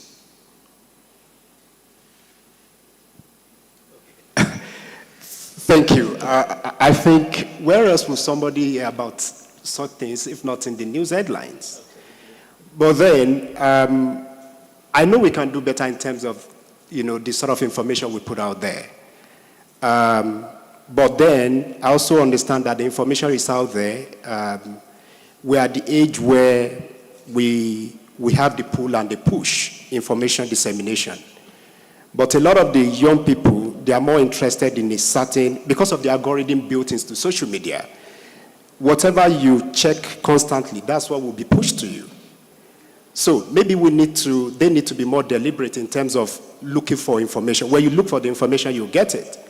Because the algorithm on social media, even on, on the internet, is automated. You only get, what is your interest. So they collect big data about you, they look at your interest and they push what they think you are interested in. So maybe the young people need to be more deliberate in terms of looking for information around investment opportunities, around capital raising opportunities, and what have you. I don't know if any other person has something to say. Okay, so I'll add that there are several, programs available for the youth. In fact, we have 6 thematic areas in Bank of Industry, and youth and skills is one of the 6 thematic areas. And when we say thematic area, we mean one of the areas that the bank, is prioritizing. We have women, we have climate, and several others. But to zero in on this question, the bank has several initiatives. We fund innovation hubs.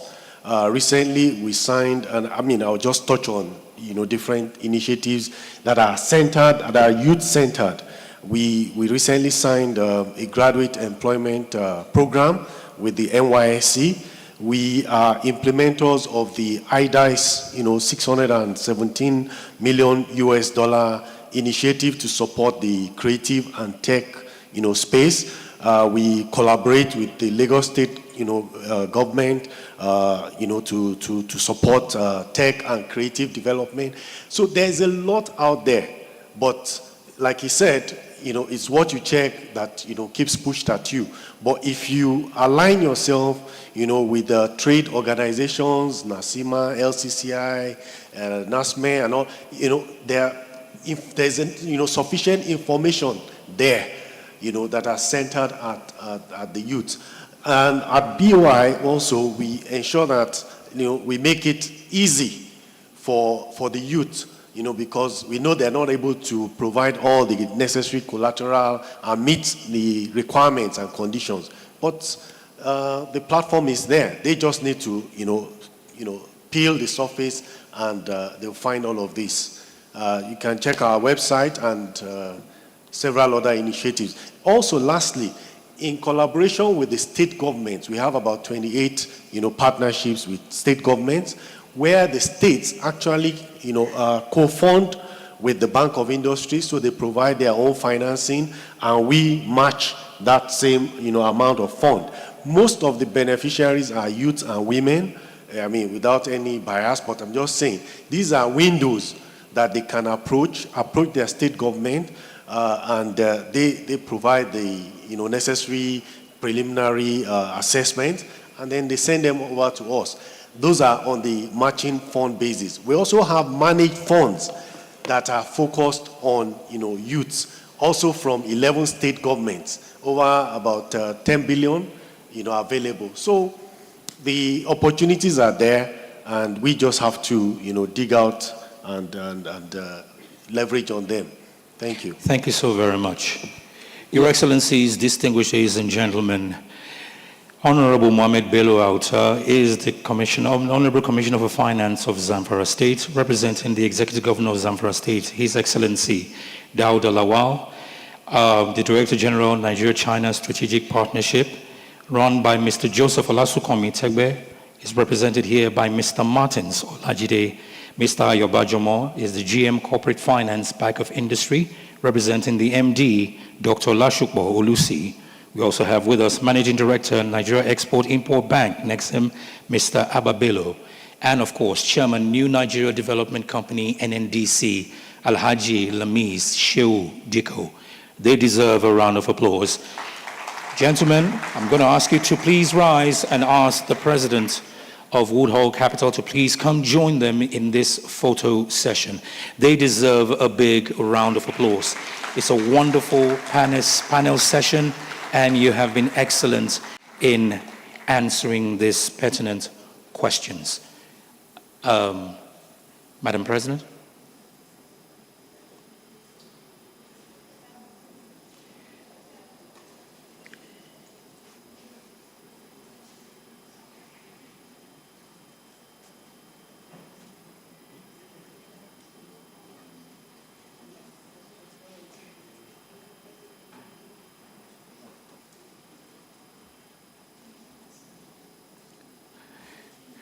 We will be going straight into the next panel session, and that is creating an enabling environment for trade and investment. This panel will run for 15 minutes, and it will focus on how to position Nigeria as a competitive player in the global economy. Ladies and gentlemen, thank you so very much. Another round of applause for our panelists. And it's indeed a great privilege and pleasure to welcome on stage the National President of the National Association of Chambers of Commerce, Industry, Mines and Agriculture, NASIMA. Please, a round of applause for Engineer Dr. Jani Ibrahim. Also on this discourse is the President, Chairman of the Partnerships and New Business Committee, Nigerian British Chamber of Commerce, NBCC. Please welcome with me, Mrs. Awuneba Ajumogobia. Thank you very much.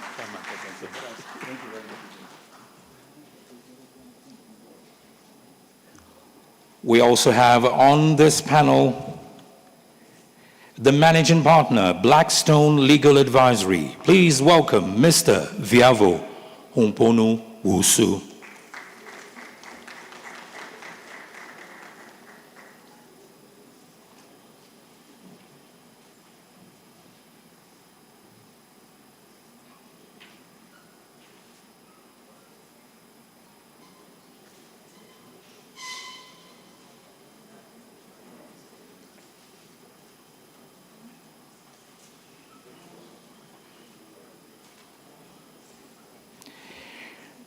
Thank you so very much. For your information, once again, this panel session is creating an enabling environment for trade and investment, which focuses on how to position Nigeria as a competitive player in the global economy. And I'm going to go with you first, the President Chairman of the Partnerships and New Business Committee, Nigerian British Chamber of Commerce, NBBC, Mrs. Awuneba Ajumogobia.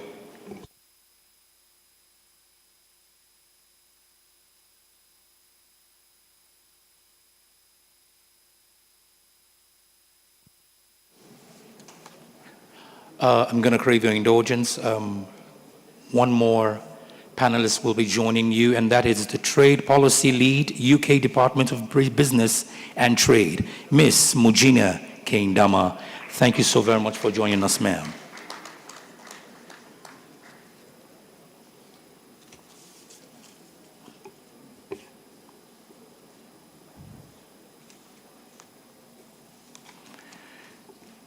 Whilst you give us an overview of what the committee stands for, I'm going to throw in this question, which is, what is the most common cultural or operational mismatch derailing Nigeria-UK partnerships, and how is NBCC bridging it?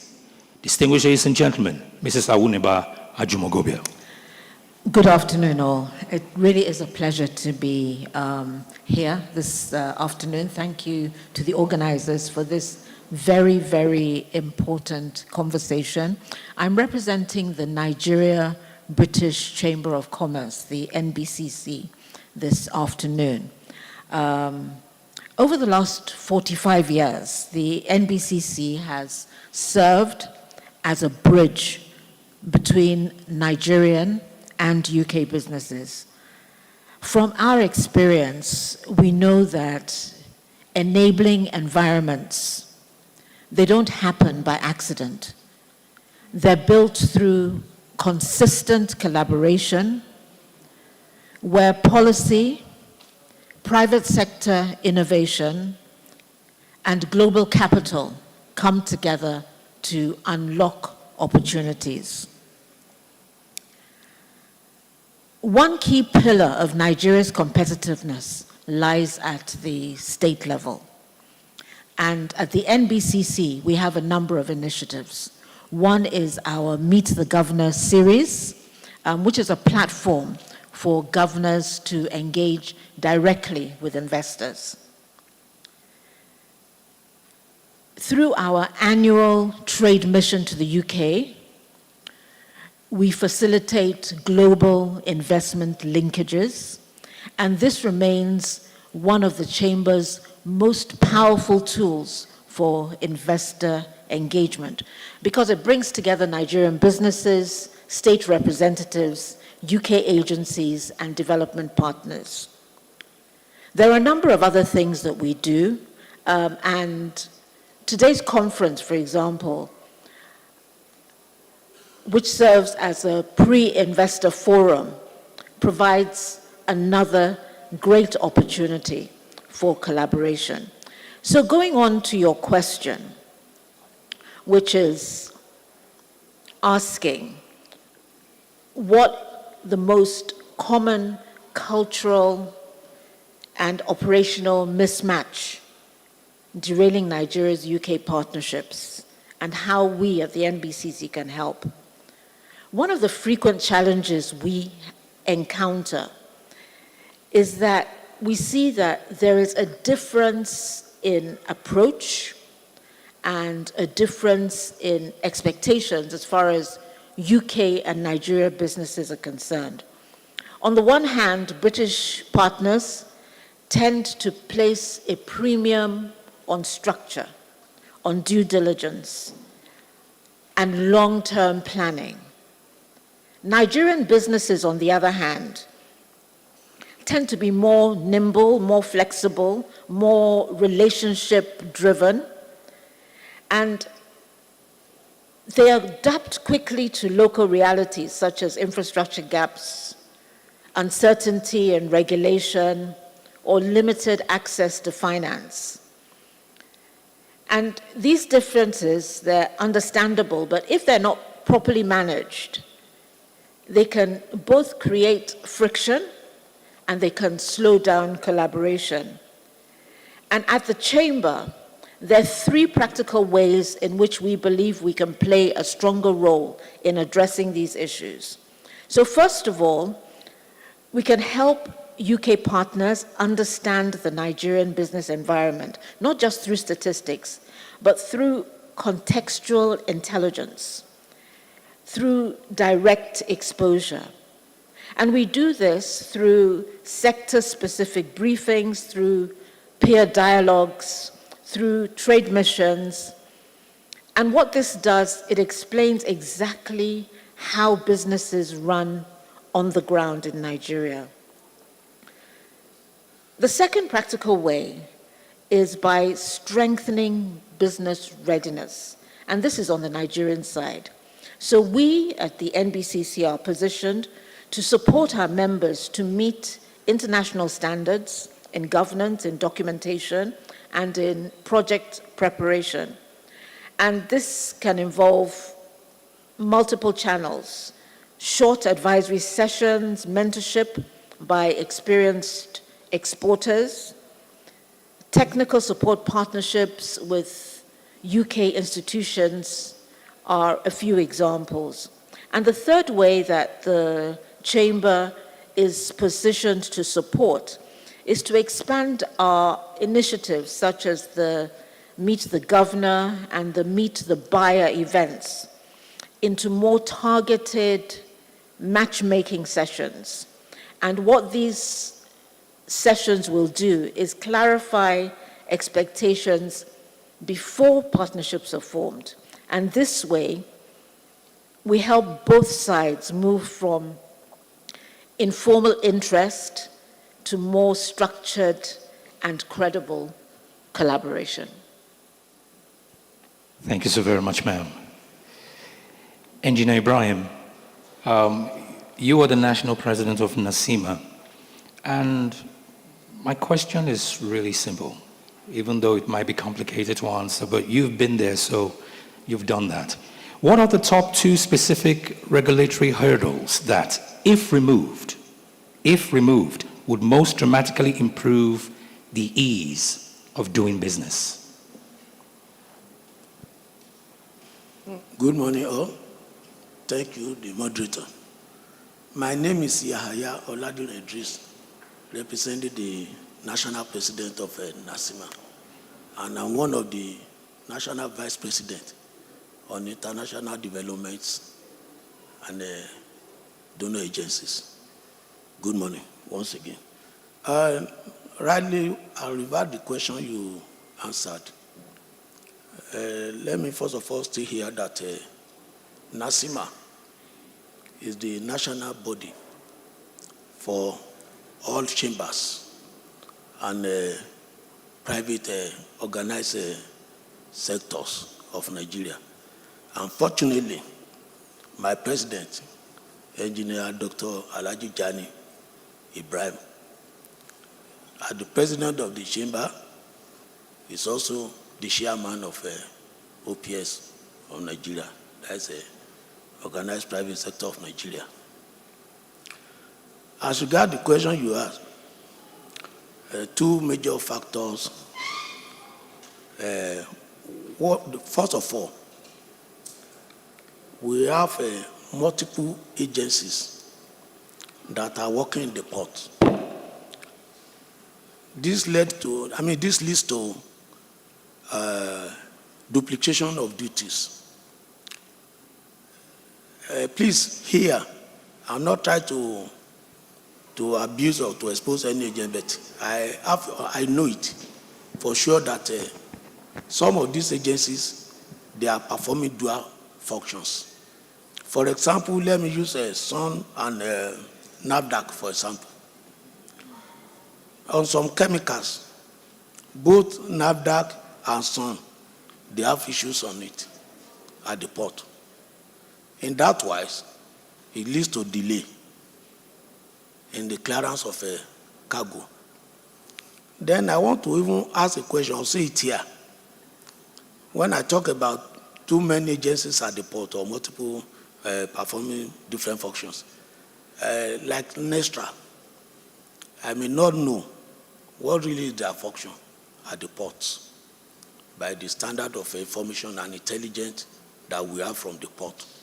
So for ease of doing business and other things like that, all these things, I could remember there was a time they have a task force on the port, at the ports, to reduce the number of agencies.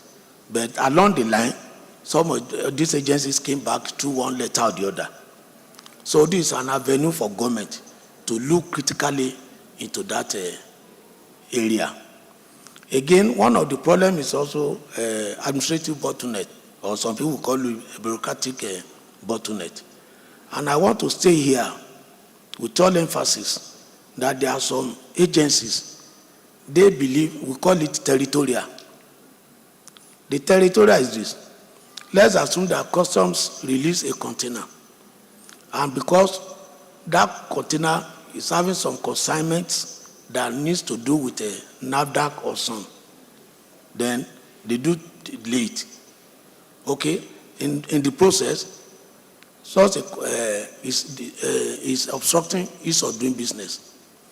At the same time, what I will advocate for, thank God, about 2 weeks ago, there was a meeting between the National Single Window and Customs to be on the same platform.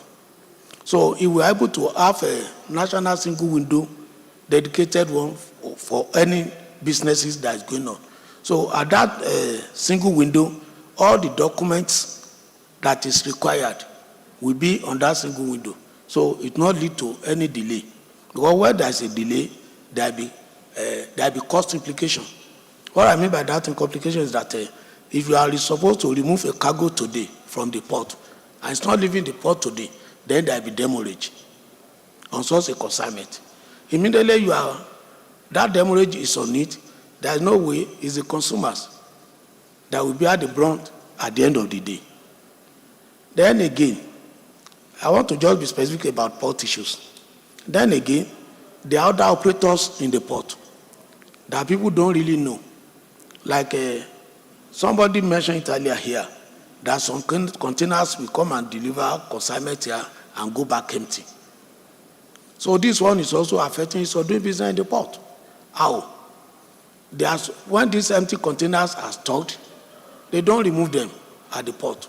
I'm talking about the shipping agents or something like that. So in view of that one, it's another cases that leads to, that leads to delays. Because by the time the trucks are coming to the port to discharge, and those containers that are supposed to leave the port, they won't leave the port, so it affects exports. Because people involved in export, they are complaining bitterly that some of their containers are unable to leave the port on time as when due. And this one has adverse effect. How? There are some containers there are some consignment that are supposed to be refrigerated while going out of the country. Let's talk about all these hibiscus, flower, this and that, or something like that. So by the time supposed to just spend a week within the port, and spending 1 week or 2, 3, 4, then definitely by the time they are out of the port, they are rejected over there. So then other agencies that are involved in the port operations. So government needs to look into all these things and let them align on one single platform. So this one will be able to assist operations at the port, which will help ease of doing business at the port. Thank you very much, Dr. Yahaya Oladiran Idris, the Vice President of NASIMA. Thank you so very much. It brings me to you, sir, Managing Partner, Blackstone Legal Advisory, Mr. Viavo Umponuusu. And my question is, what innovative legal structure for land acquisition has worked elsewhere that could be replicated in Nigeria? Thank you very much.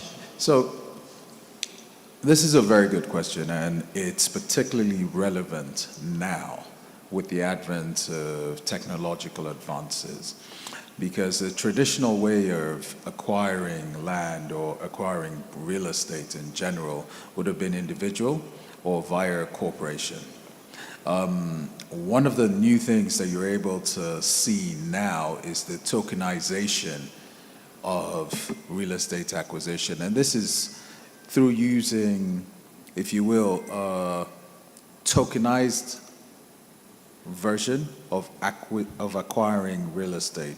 And what this simply means is the real estate title is broken up, or the value is broken up into little pieces. And these pieces can then be sold, traded in form of Bitcoin being the closest example. But this is then backed on a blockchain technology which allows you to verify ownership and keep a centralized register.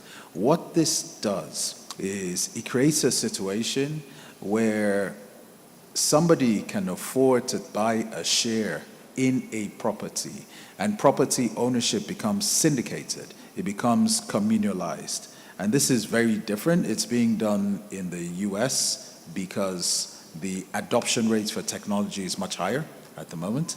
They're trialing it in the UK, and hopefully with Blackstone Legal Advisory, we aim to be able to bring that into Nigeria and create a system where you're able to syndicate the acquisition of real estate. That is by far the biggest growth area now as we see it. Thank you so very much, sir. Ms. Mujina, I'm coming to you. And from the UK perspective, what single regulatory barrier in Nigeria would, if removed, unlock significant new British investments? All right. Thank you for having us on the panel. I'll start off by saying actually the UK is the largest source of Nigerian foreign capital. In the top half of this year, UK investors contributed over 65%, which is around $3.6 billion of capital inflows into Nigeria. But a lot of this is usually short-term portfolio investment and not some of the sort of longer-term foreign direct investment that has real transformative potential for the country in terms of job creation and other development opportunities. So to think about how to get things more into that area, there is unfortunately no silver bullet. But when I think about a lot of the issues that UK businesses raise with my office, they usually fall around two themes, which actually have been quite helpfully touched upon by my panelists on stage today as well. And the main one is regulatory unpredictability or complexity. A lot of the times when you approach the Nigerian system, it can be quite daunting. As has been said already, there are a lot of different agencies. There are a lot of different regulations as well, which for business means that compliance costs are higher. So that can put them off and can often serve as a barrier because you don't know who to go to for what. As has been said, sometimes requirements are duplicated as well. So all of those things can cause barriers. The other area that I think is worth also thinking about, which was mentioned actually by the keynote, is around trust. People like to do business with people that they trust, which means that perception matters. And in order to get to the point where you have investment, sometimes you need to start doing the little things, I think, a bit better to get to that point. So if I can give an example, we were talking quite recently to a UK agri-processing company who were quite interested in potentially coming to Nigeria. But they told us, we can't come immediately. This would be over a few years, so maybe 3 to 5. But in between now and then, we'd like to do more in Nigeria. So they were asking us, what can we source? And they're quite interested in hearing more around about customs processes and all those sorts of things. And the idea is if you do those small things well, then you build the trust, and eventually people will see Nigeria as an investment destination, not just for the demographics that we know about the Nigerian population, but because they see Nigeria as a place they can base. And then with innovations like the AFCFTA, see it as a place they base and then can service the rest of the continent in as well. Thank you so much. And I have one more question for Mr. Viavo. Postulations today prepare us for the future, like you said. And my question is, are you advocating for specialized commercial courts at the state level to assure investors of expert dispute resolutions? I think with specialized courts, it's always an advantage, because courts by their very nature are created to solve disputes. And without identifying, if you will, particular courts that are able to focus solely on commercial matters, what we run the risk of is everything being lumped together as one. In Lagos State, for example, they have commercial divisions that purely deal with commercial matters. You have courts in Lagos State as well. The Federal High Court deals with purely admiralty matters. And this is very similar to what's been replicated in the UK, because you have commercial courts that deal with just business and property matters as well. So having a specialized court system will go some way to resolving or to creating confidence by investors, because they know, okay, we have a particular court system that's based on English law, or Nigerian law as the case may be, and this is specifically targeted at disputes involving, say, import-export, investor investments, capital markets specifically. And that will create a situation where justice can be administered swiftly. And that is the key aspect when you come to courts. It's being able to get your matter resolved very quickly. Thank you. Thank you so very much. Creating an enabling environment for trade and investment is what this panel session has been about. Please, a round of applause for the President, Nigerian British Chamber of Commerce, NBCC, I beg your pardon, Mrs. Awuneba Jumogobia.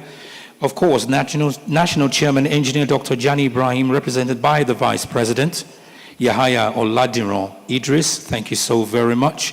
I would also like to thank Mr. Viavo Mponuwusu, Managing Partner, Blackstone Legal Advisory, and Ms. Mujina Keindama, Trade Policy Lead, UK Department of Business and Trade. You will be sharing this Kodak moment with the President of Woodhall Capital, whilst we ask you all respectfully to please give them a round of applause. If we have all the photographers to please come forward so that we can share this moment with our panelists. Distinguished ladies and gentlemen, it is pertinent to note that lunch will be served right after the interactive session, which is another 15 minutes. 15 minutes, we will be done with all the sessions, and lunch will be served.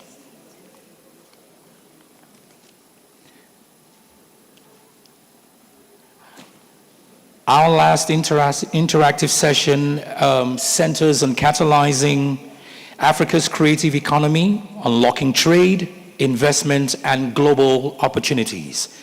This session will highlight how film, fashion, music, and digital content can be scaled into exportable assets, while also showcasing innovative financing models and investment opportunities that position the creative industries as a core driver of Africa's economic growth and soft power influence. And joining us on this session, thank you so very much. Joining us on this session is the Senior Advisor on AFCFTA. Please welcome Mr. Chidi Ileka.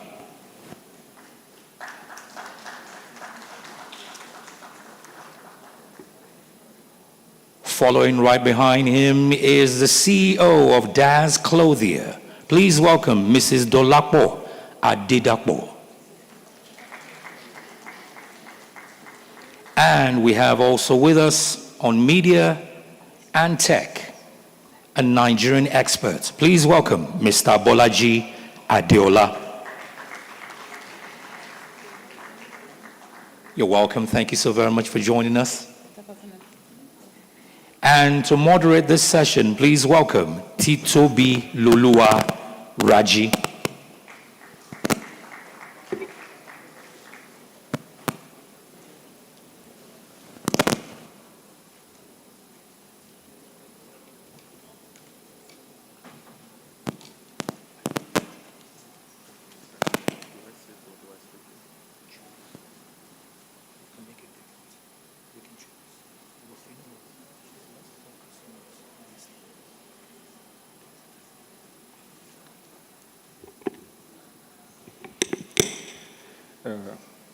Good afternoon, everyone.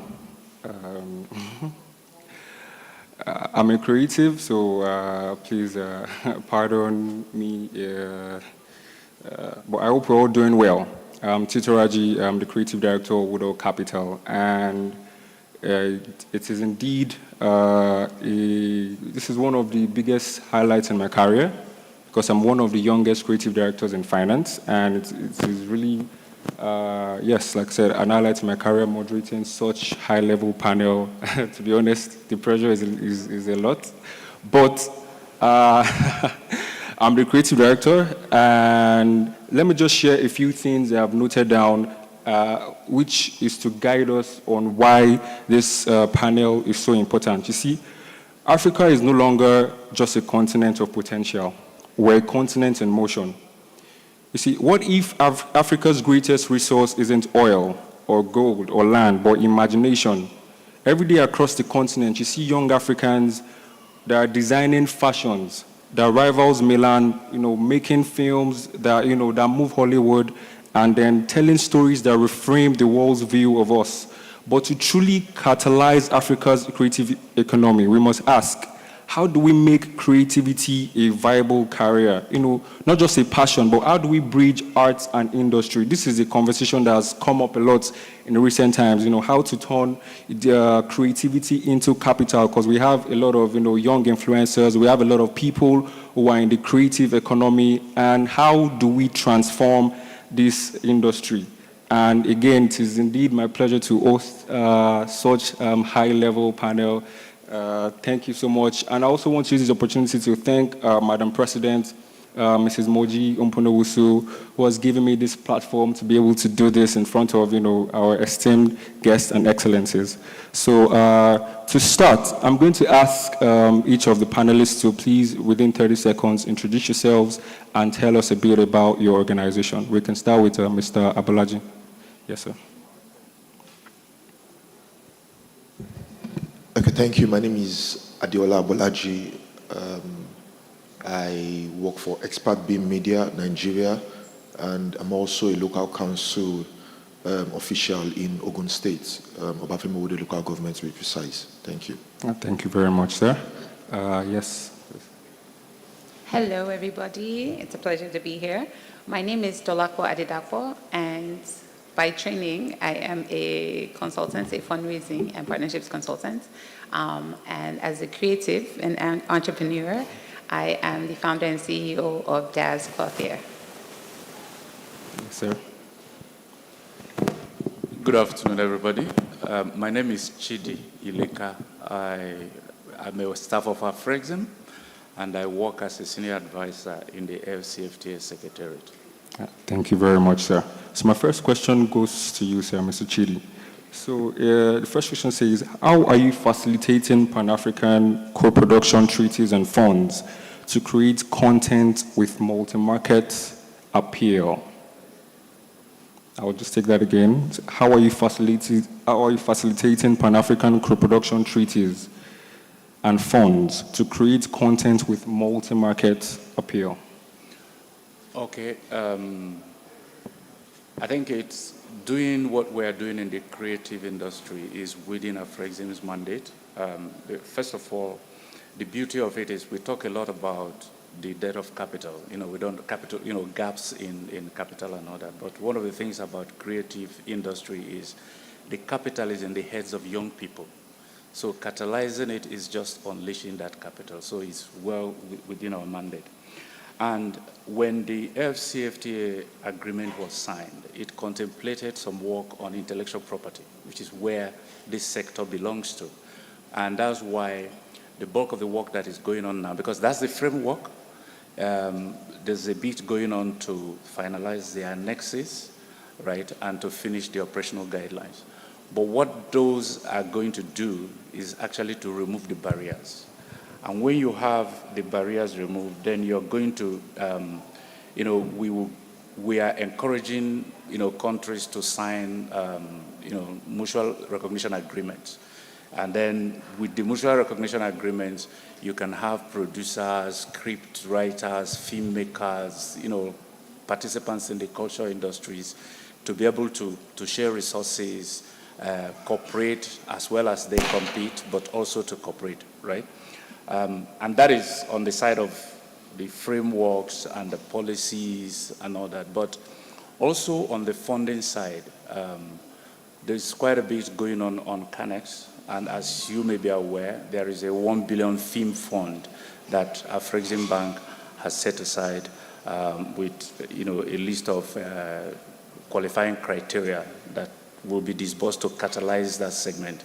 Like one of the speakers in one of the other panels said, it is to start it off and let it mature, and then it opens up and creates jobs. Right, sir. Thank you very much.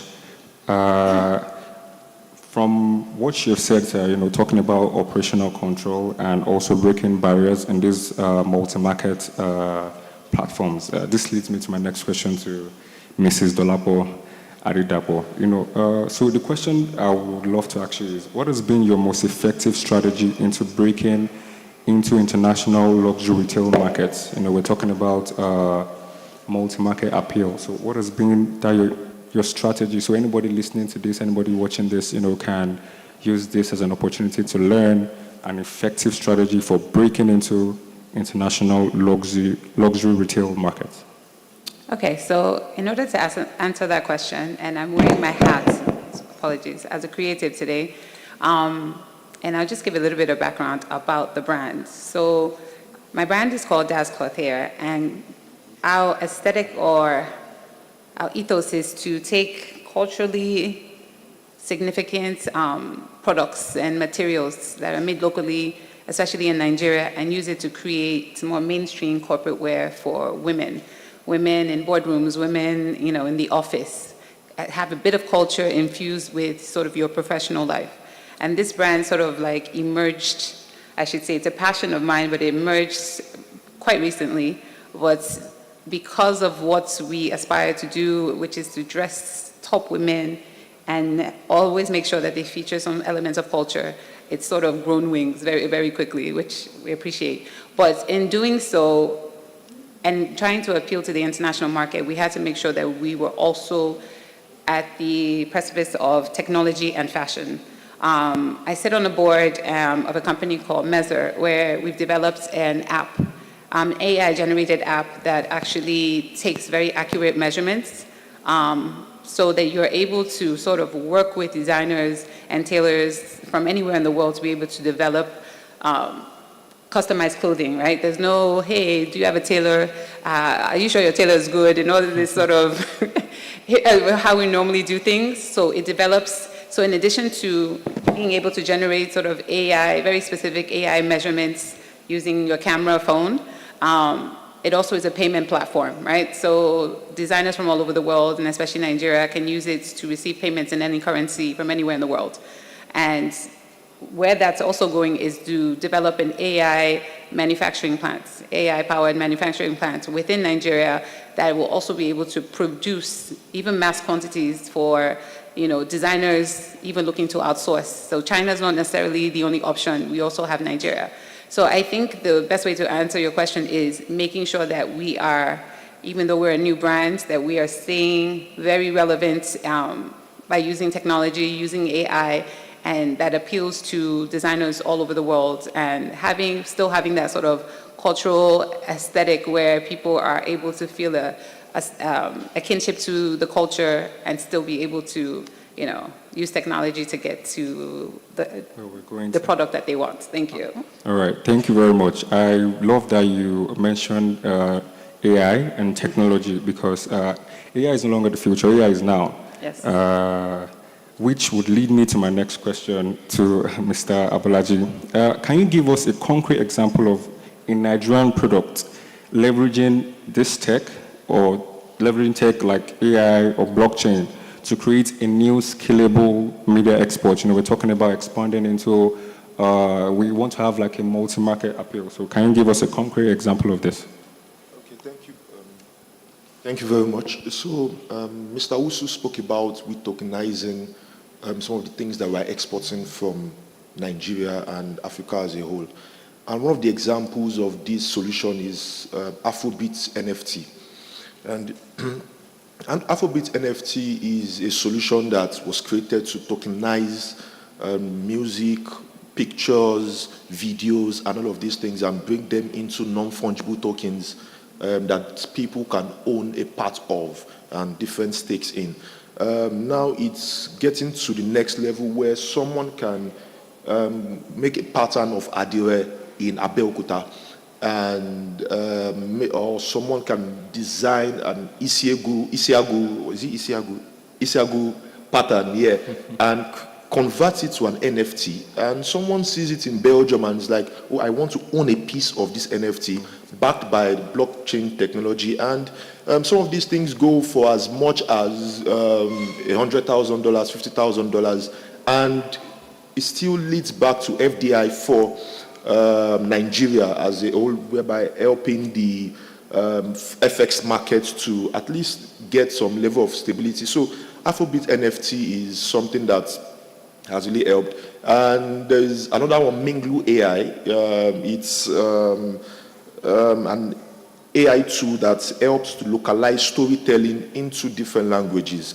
Because when you write a script, for instance, and you want to push this script to over 250 languages in Nigeria, even if you have the resource to bring in all of these language experts, you might not be able to put them in a room at the same time. So what they have been able to do with Minglu AI is to back it up with OpenAI technology, where it gives you the first layer of the transcription, then you can then bring experts to tidy it up for the second layer and for quality control. Thank you very much.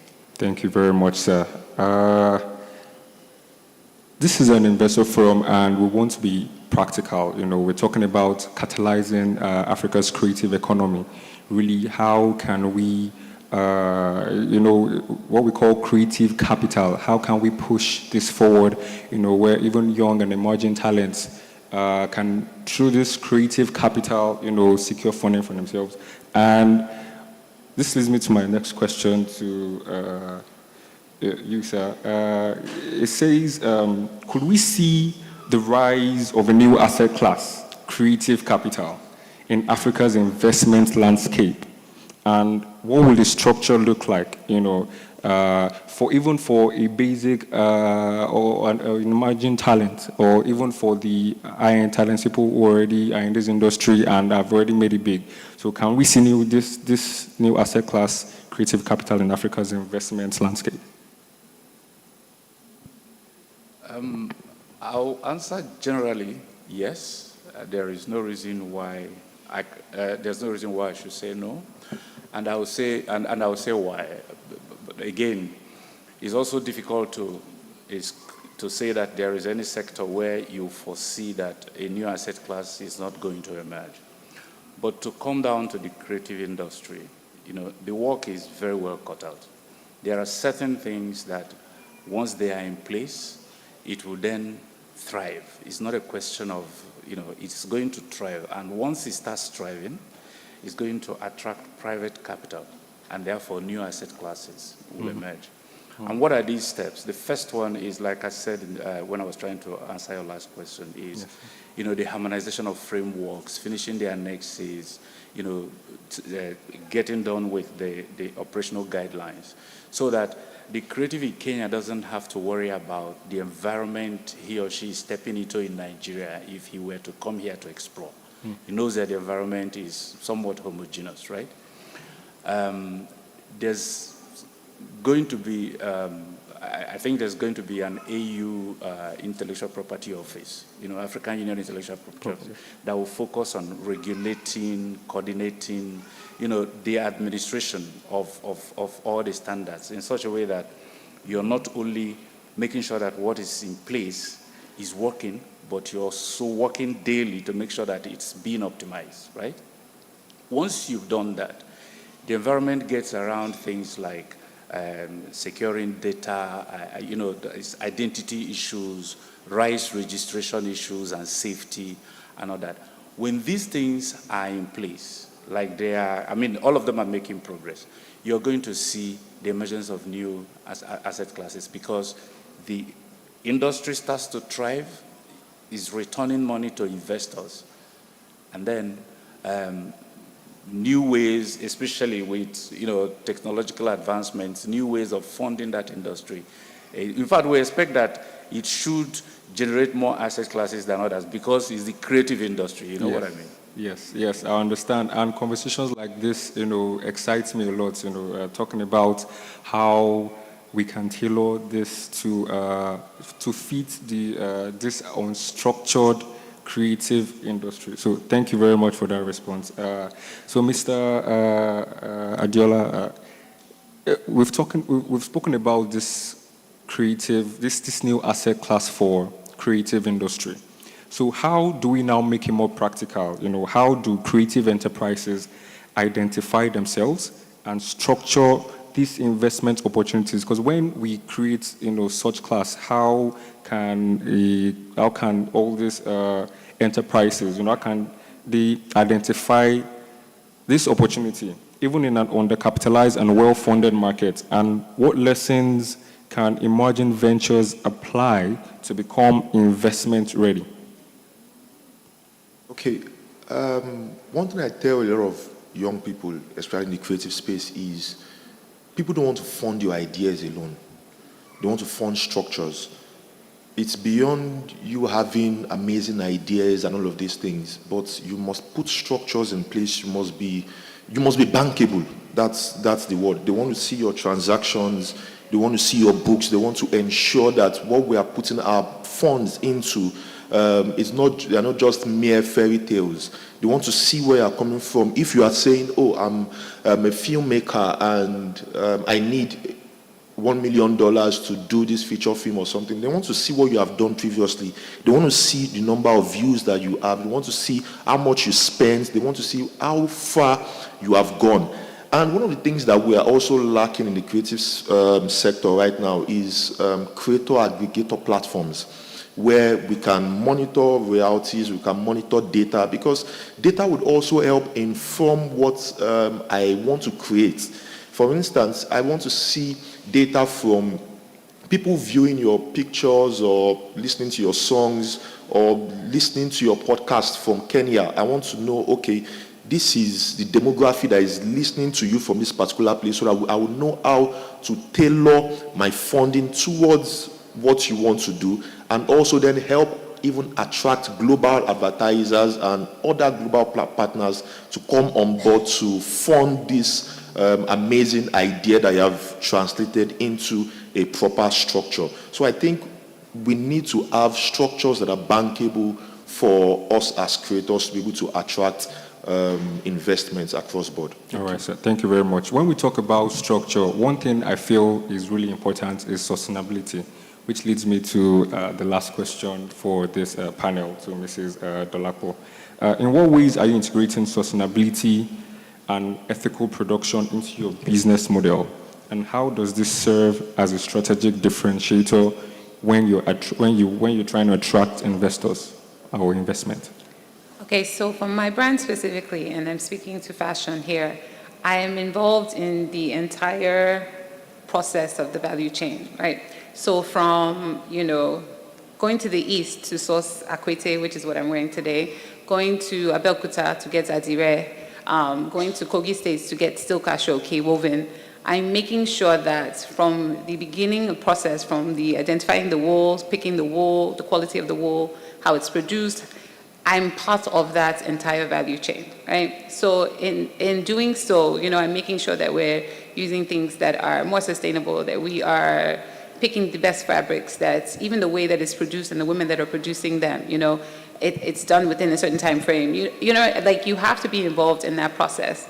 And in doing so, you're making sure that, that historically, when global companies started identifying that the place to get shea butter, right, was Africa, whether it's Ghana, Nigeria, it became this thing where they were sort of like forming these collectives. They were coming, and then they were sort of abusing these women where they wouldn't get the value or the money of what they were doing. They were doing all the production, and then of course these international companies were now making the big money, right? So I'm trying to avoid that process, right? And I'm making sure that along the entire value chain that these women, that they're being compensated generously for their efforts and for the products that they're putting out, and that I'm marketing it, but I'm also helping other designers, I'm sorry, I'll keep short, helping other designers have a platform to be able to also market their goods internationally through Meza, to be able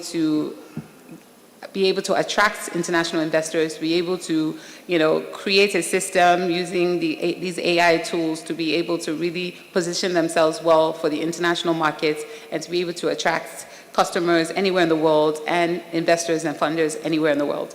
I can tell that our time is gone, but yes. Thank you very much. Titobi, if I may, you're not going anywhere. This question is actually for you. Oh. It's from Fadausi Sharif, known for Nova by Fido. And I am a new fashion brand startup, and I got an inspiration from you. And when you were talking about using AI for measurements, and the question is there an app where I can use, and how do I go about it? Oh, yes. So the app that I was referring to is called Meza. And if you go on your Google Play Store or Apple Store, you can actually download it now. You create a profile, you link it to an account so you can accept payments. It walks you through the process. You can even do video conference calls with, customers anywhere in the world. So yes, the app is active right now. It's called Meza, and I'm not sure who asked the question, but feel free to talk to me afterwards, and I'll walk you through downloading the app and how to use the app. So yes, very much. And we're coming right back to you. If you have any question, the microphone will move towards you. One question which you can ask anyone here on our panel. One question. One question going. This panel, everyone else is gone, but for this panel, one question going. Should I come to you, to the President? Should I come to you? Fantastic.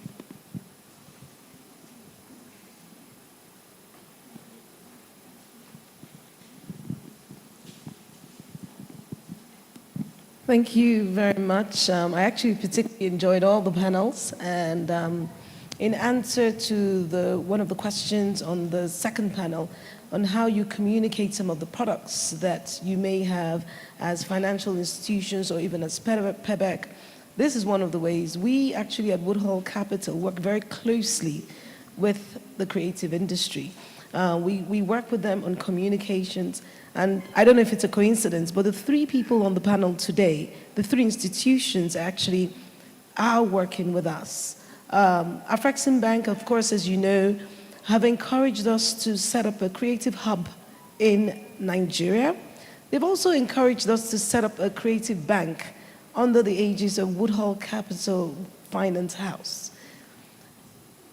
We are partners with Afrexim Bank on so many initiatives because the creative industry helps accentuate any of the information that you have and you want to give out, particularly to the youth. Of course, Das Clothier, I don't know how many people know, is actually my personal couture. And I wanted her to be here to actually showcase what individual service, customer service excellence can actually do when one African is proud of you, and how excellence at local level would often lead to global visibility. And of course, and with African entrepreneurs and with African creatives, I no longer have to wear non-Nigerian outfits when I speak on global stages. I am proudly, she clothes me for the corporate space on all global platforms. She ensures that the outfits thank you.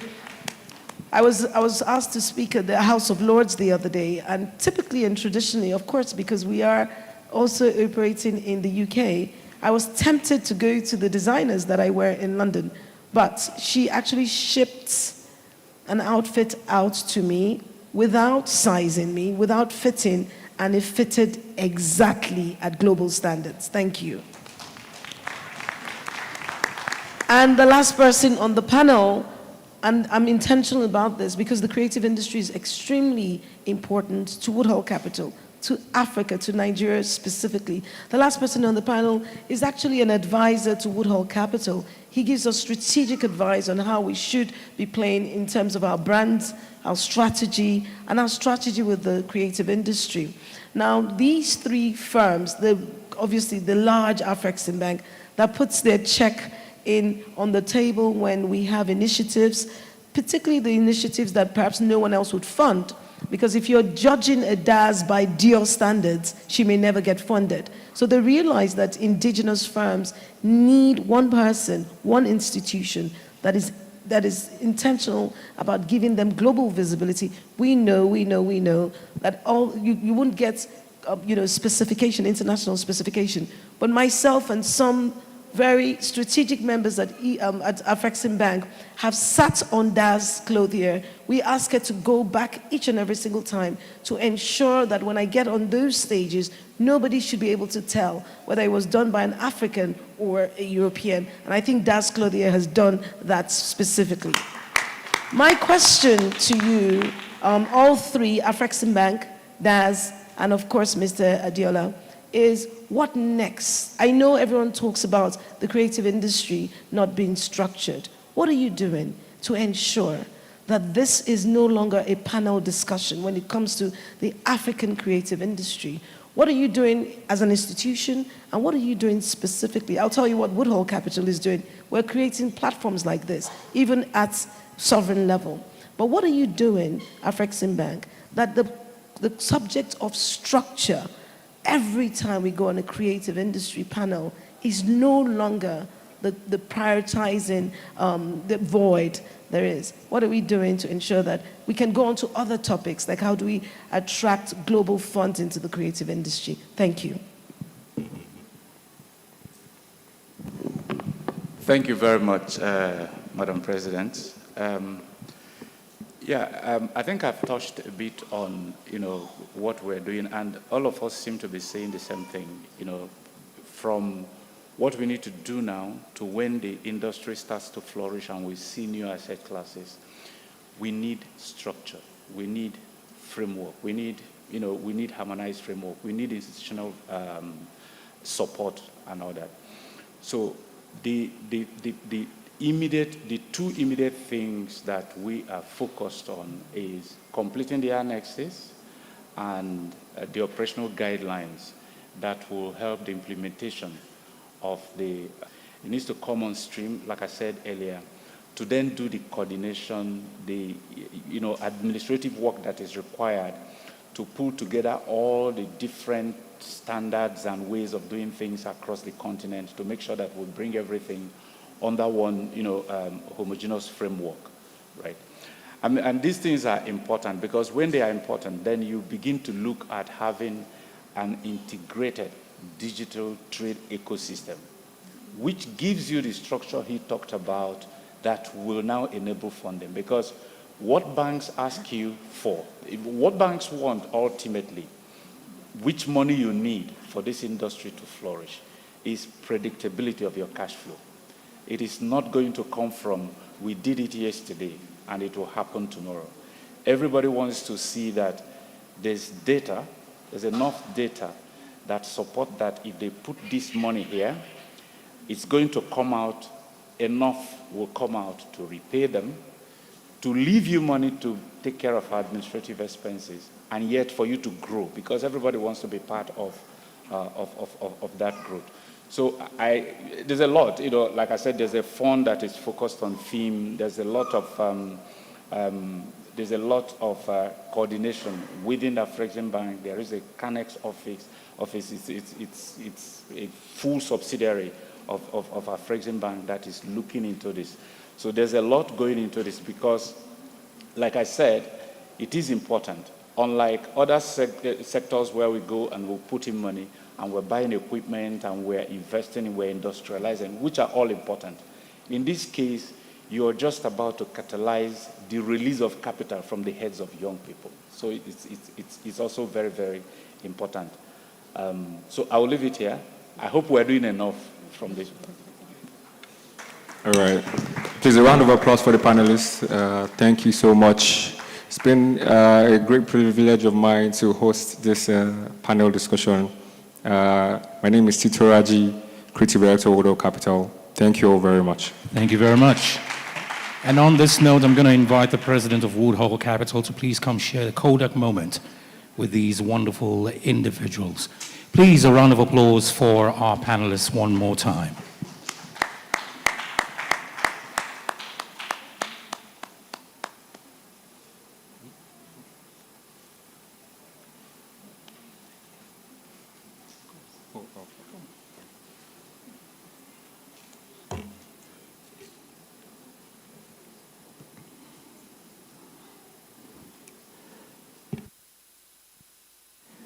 And on this note, I would like to thank our panelists for engaging us.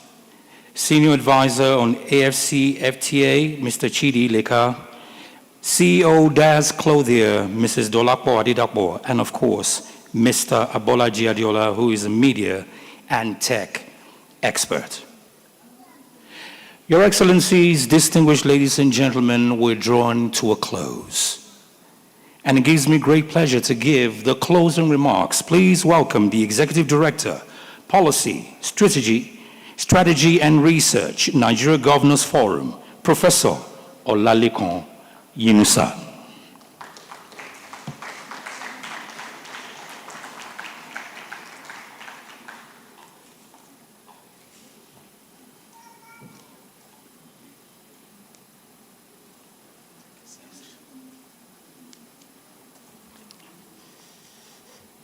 Good afternoon, distinguished ladies and gentlemen. Your Excellencies, distinguished participants, ladies and gentlemen, it has been a very fruitful day, and we are particularly very happy to be part of this.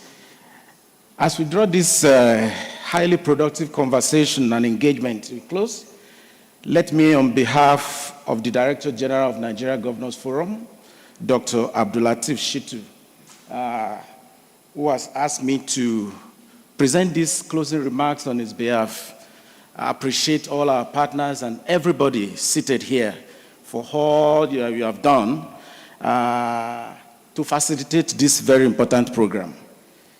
Today's deliberation have reaffirmed a powerful truth that subnational governments are not just beneficiaries of investment. They are catalysts of growth, innovation, and inclusion across Africa's emerging economies. The discussions and partnership initiated here from Afreximbank, Africa Trade Gateway Platform, to the insights from our distinguished governors and private sector leaders have set a clear path towards mobilizing both African direct investment and foreign direct investment into state economies. For the NGF Secretariats, this forum is part of a deliberate continuum from the NGF Investopedia launch to today's Investors Forum and onward to the international investor missions in London, Dubai, and Abu Dhabi later this year. Each step brings us closer to our goal of positioning Nigerian states as credible and competitive investment destinations. I extend our heartfelt appreciation to Woodhall Capital for their partnership, to Afreximbank for their leadership in financing intra-African trade, and to PEBEC and the OSAP-IC for institutional coordination, and to our development partners who continue to believe in Nigeria's subnational promise. To our governors and state teams, your commitment to reform, innovation, and investment readiness remains the bedrock of this journey. As we look forward to the next stage, the investor forum abroad, I urge us to sustain the momentum, deepen collaboration, and continue building bridges that connect capital to opportunity. On behalf of the chairman and the members of the Nigeria Governors Forum, I thank you all once again for your participation and partnership. Safe travels, and see you at the next stage of our investment journey. Thank you, and God bless you.